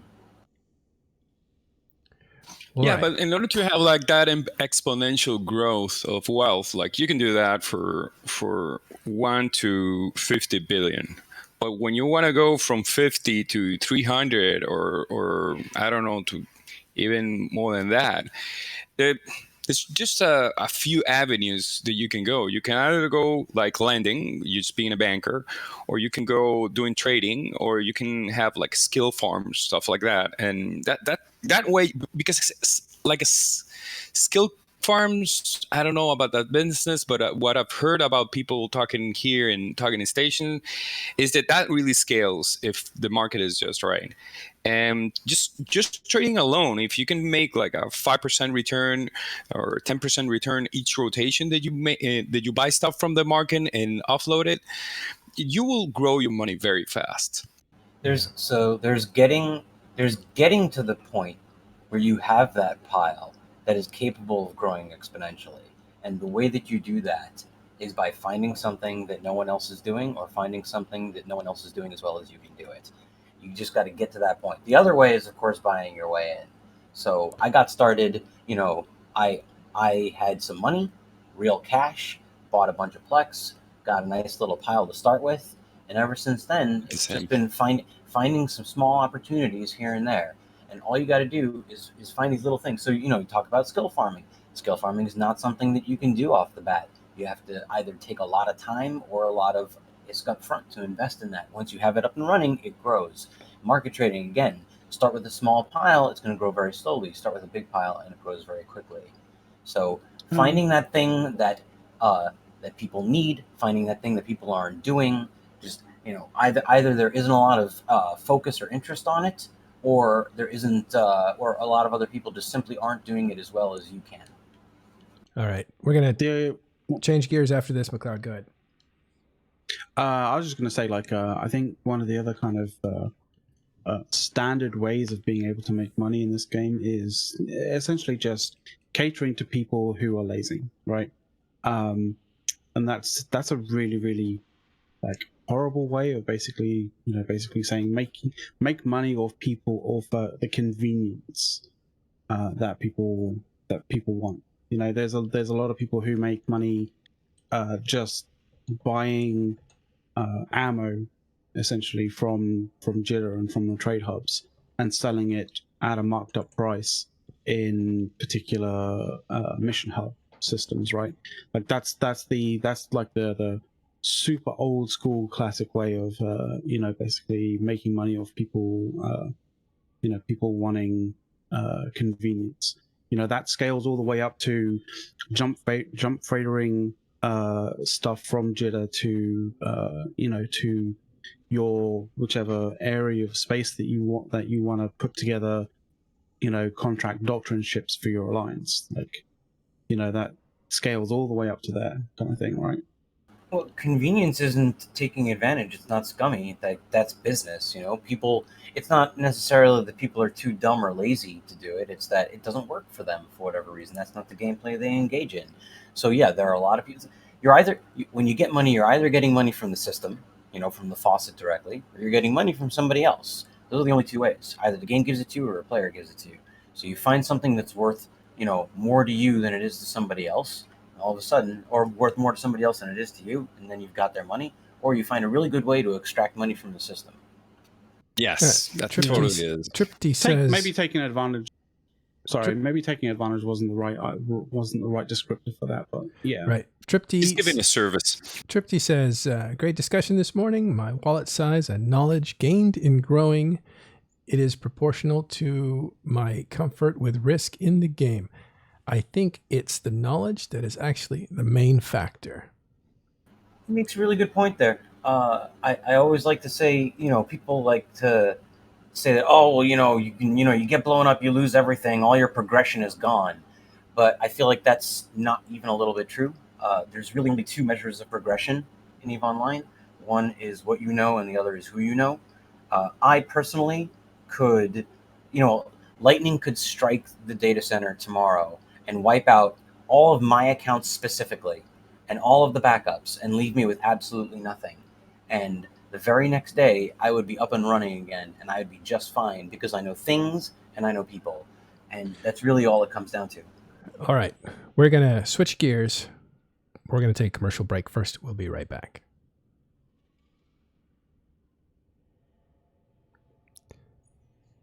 All right. We're back, and we want to highlight Humanius right now at the moment, because he has a really incredible interview that he's going to do on his channel. Yes.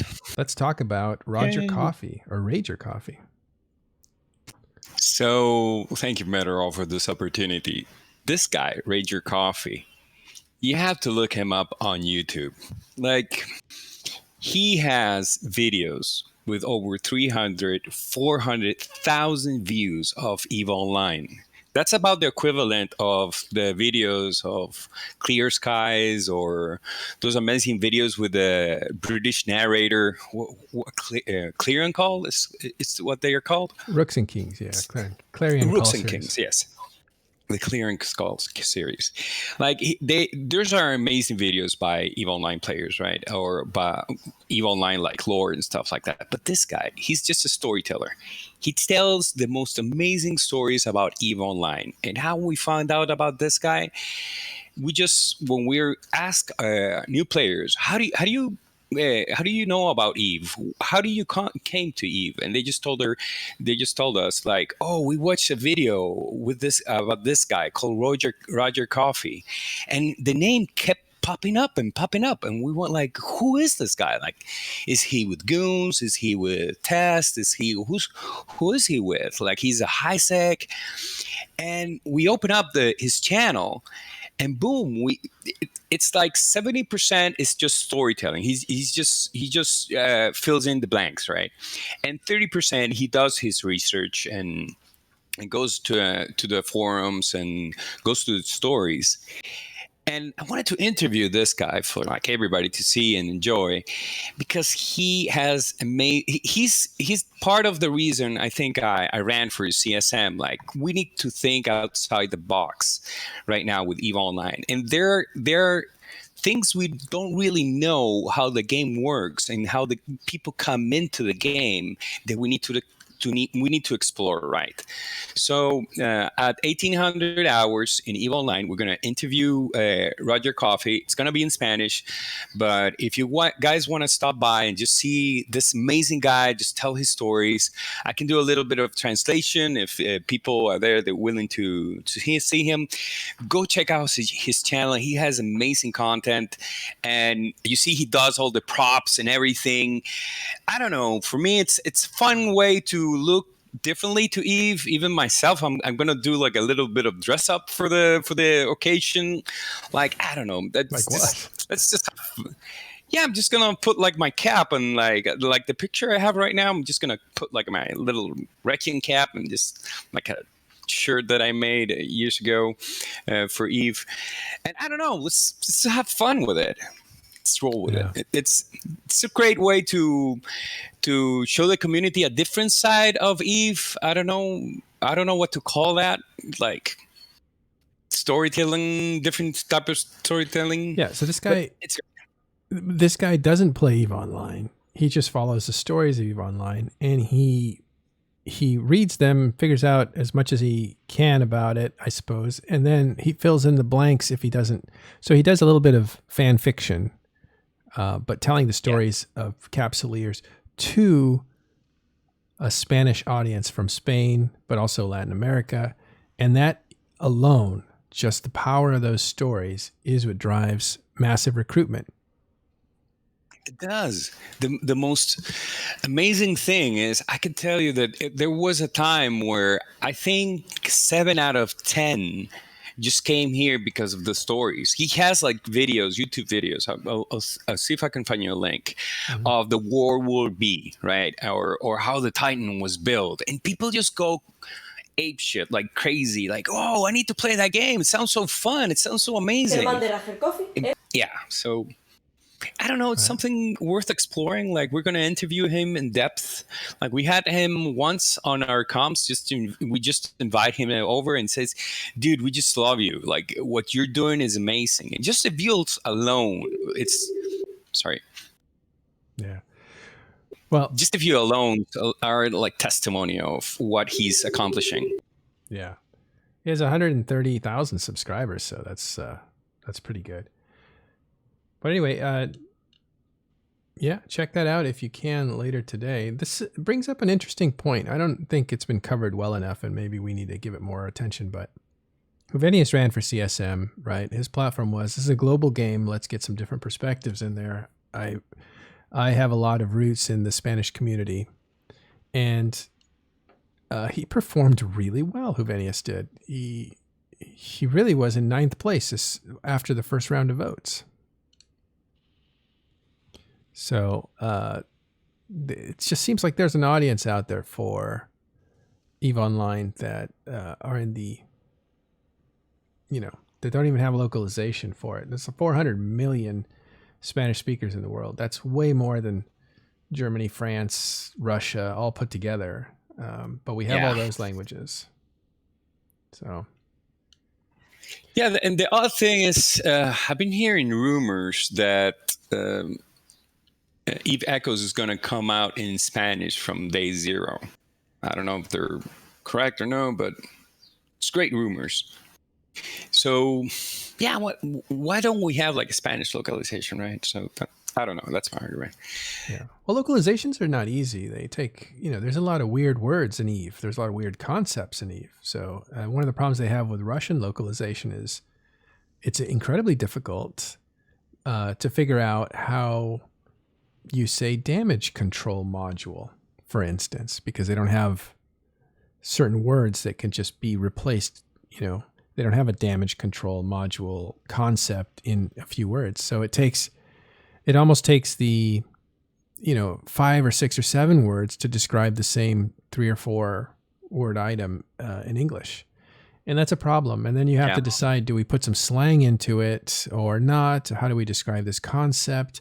Because the concept themselves are science fiction. They're not just universal. So every language has a different challenge to overcome when it's doing that localization.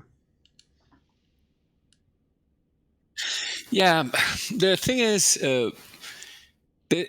there's a lot of market out there. Like, if only 1% of the 1% of Spanish-speaking players tried Eve, that's 40,000 players in a weekend.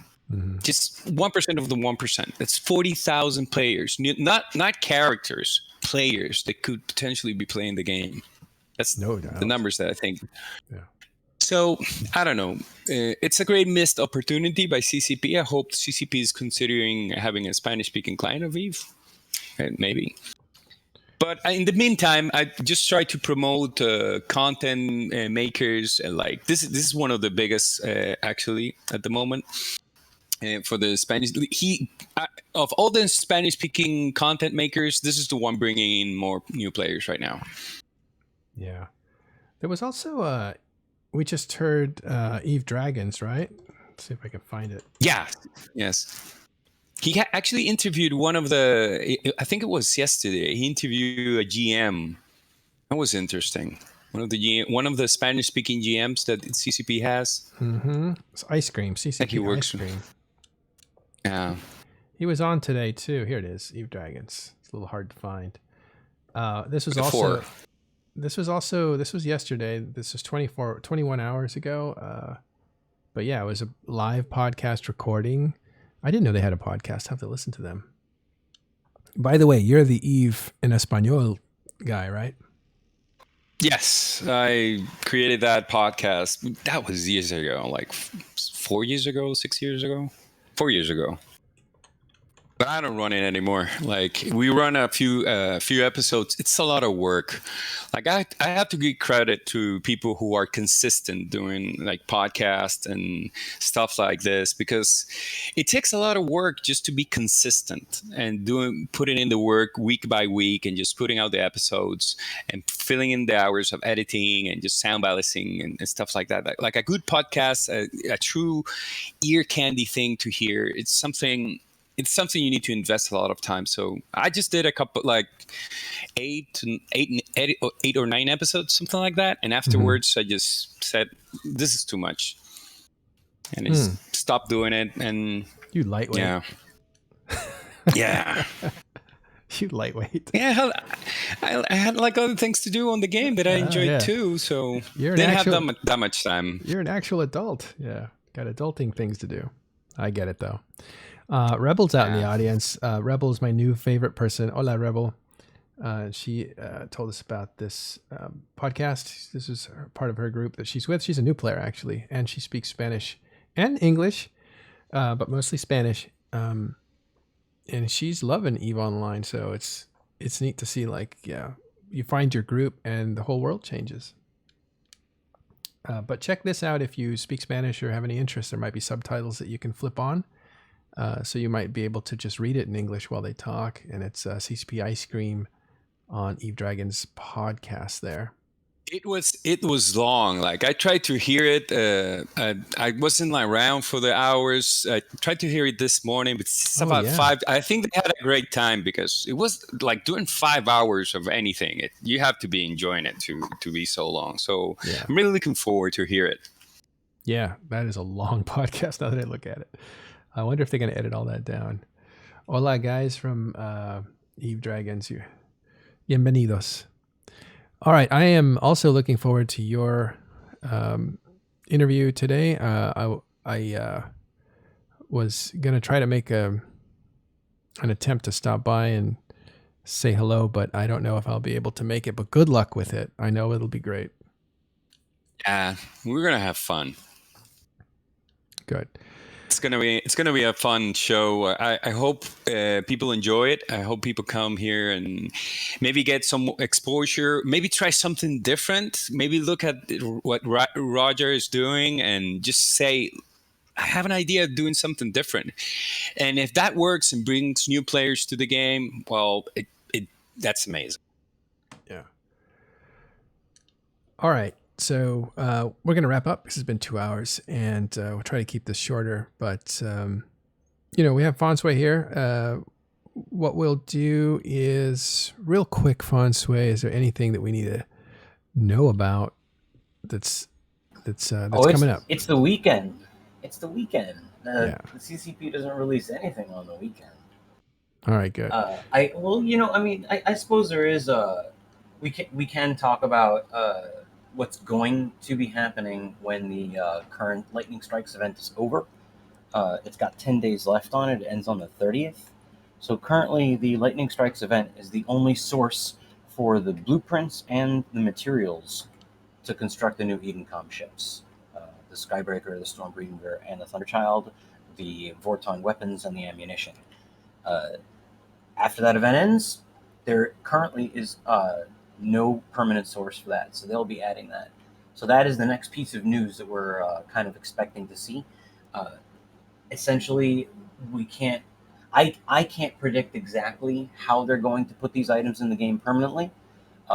If I had to make a prediction, I would say that it would obviously be related to the invasions themselves. I don't know how they're going to add it. I don't know if they're going to just stick a bunch of salvage on the existing NPCs that we're fighting. I don't know if they're going to be adding new NPCs. They might be throwing in NPC versions of the Edencom ships that we have to fight. There might be entirely new sites. In the most recent patch, there was the World Arc, the Zordosh World Arc, which we have not seen since Chapter 1.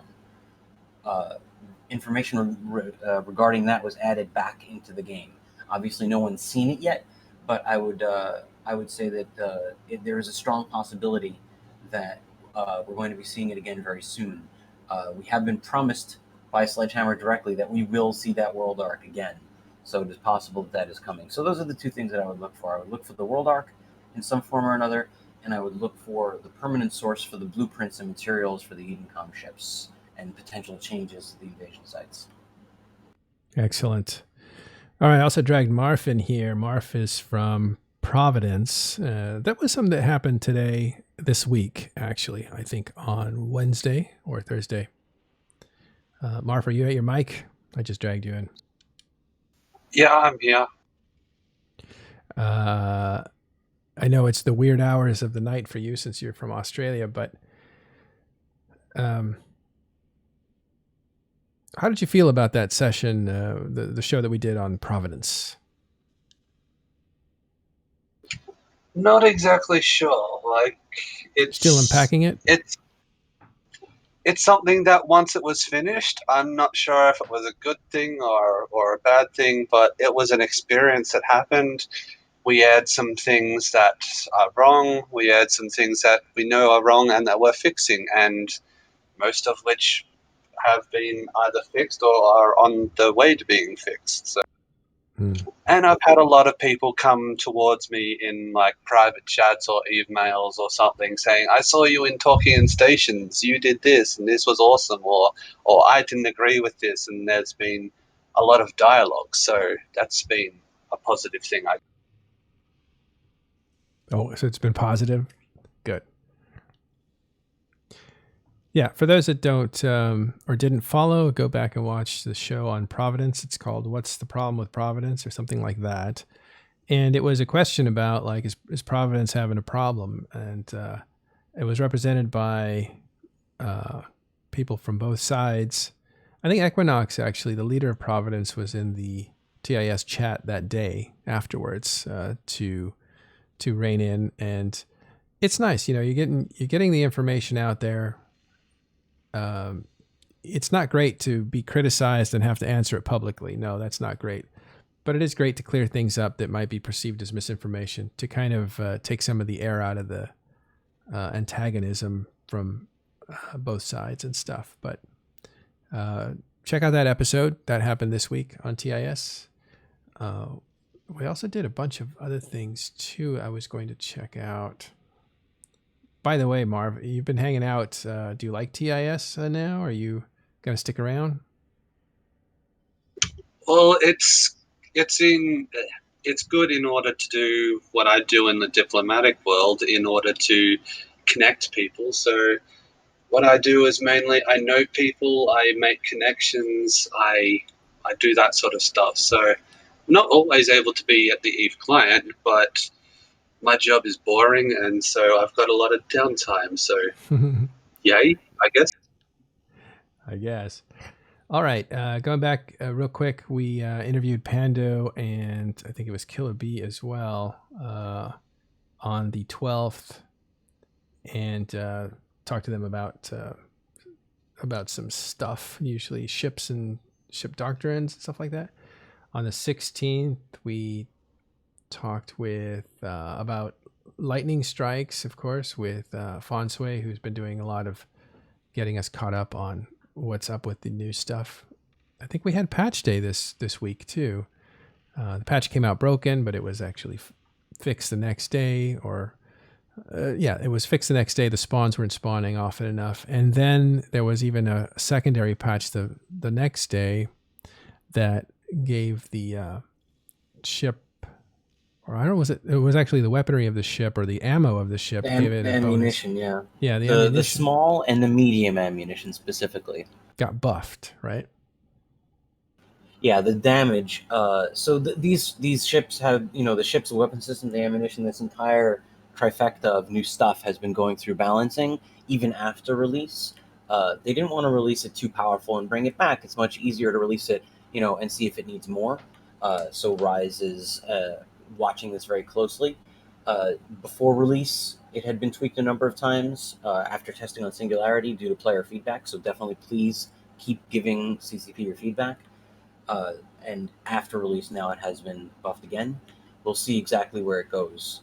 But yeah, the small and the medium ammunition was buffed. The previous buffs included application as well.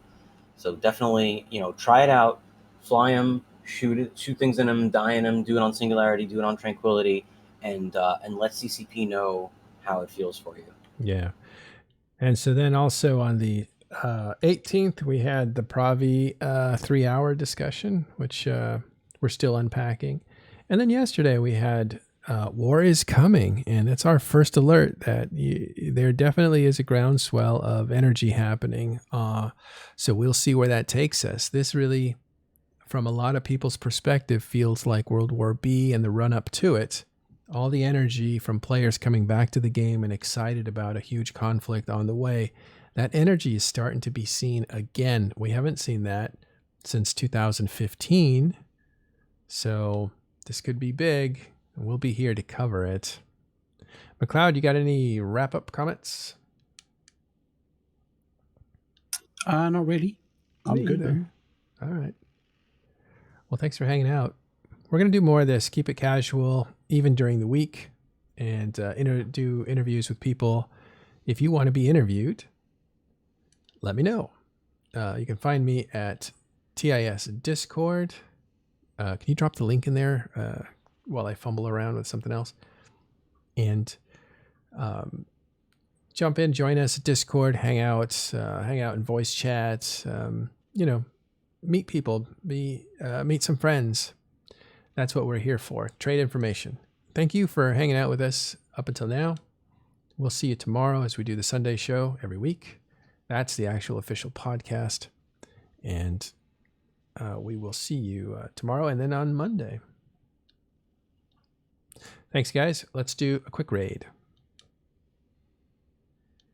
I've got a raid thing sorted out.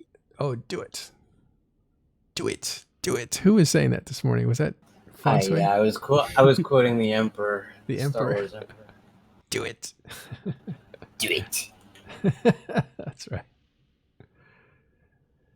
Unlimited power. Something like that. All right. Good luck, Huvenius, on the interview. I just need to check to see whether the guy's online or not. He's not online yet. Okay. If he's not available, you got Joe Bain. Joe Bain. Let's go, Joe Bain. Okay. Hey, Trip T. Nice to meet you. Thanks.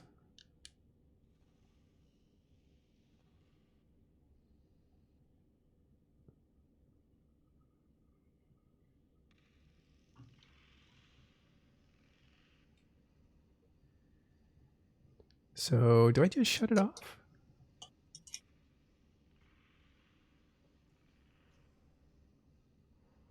Oh, you can now, yeah.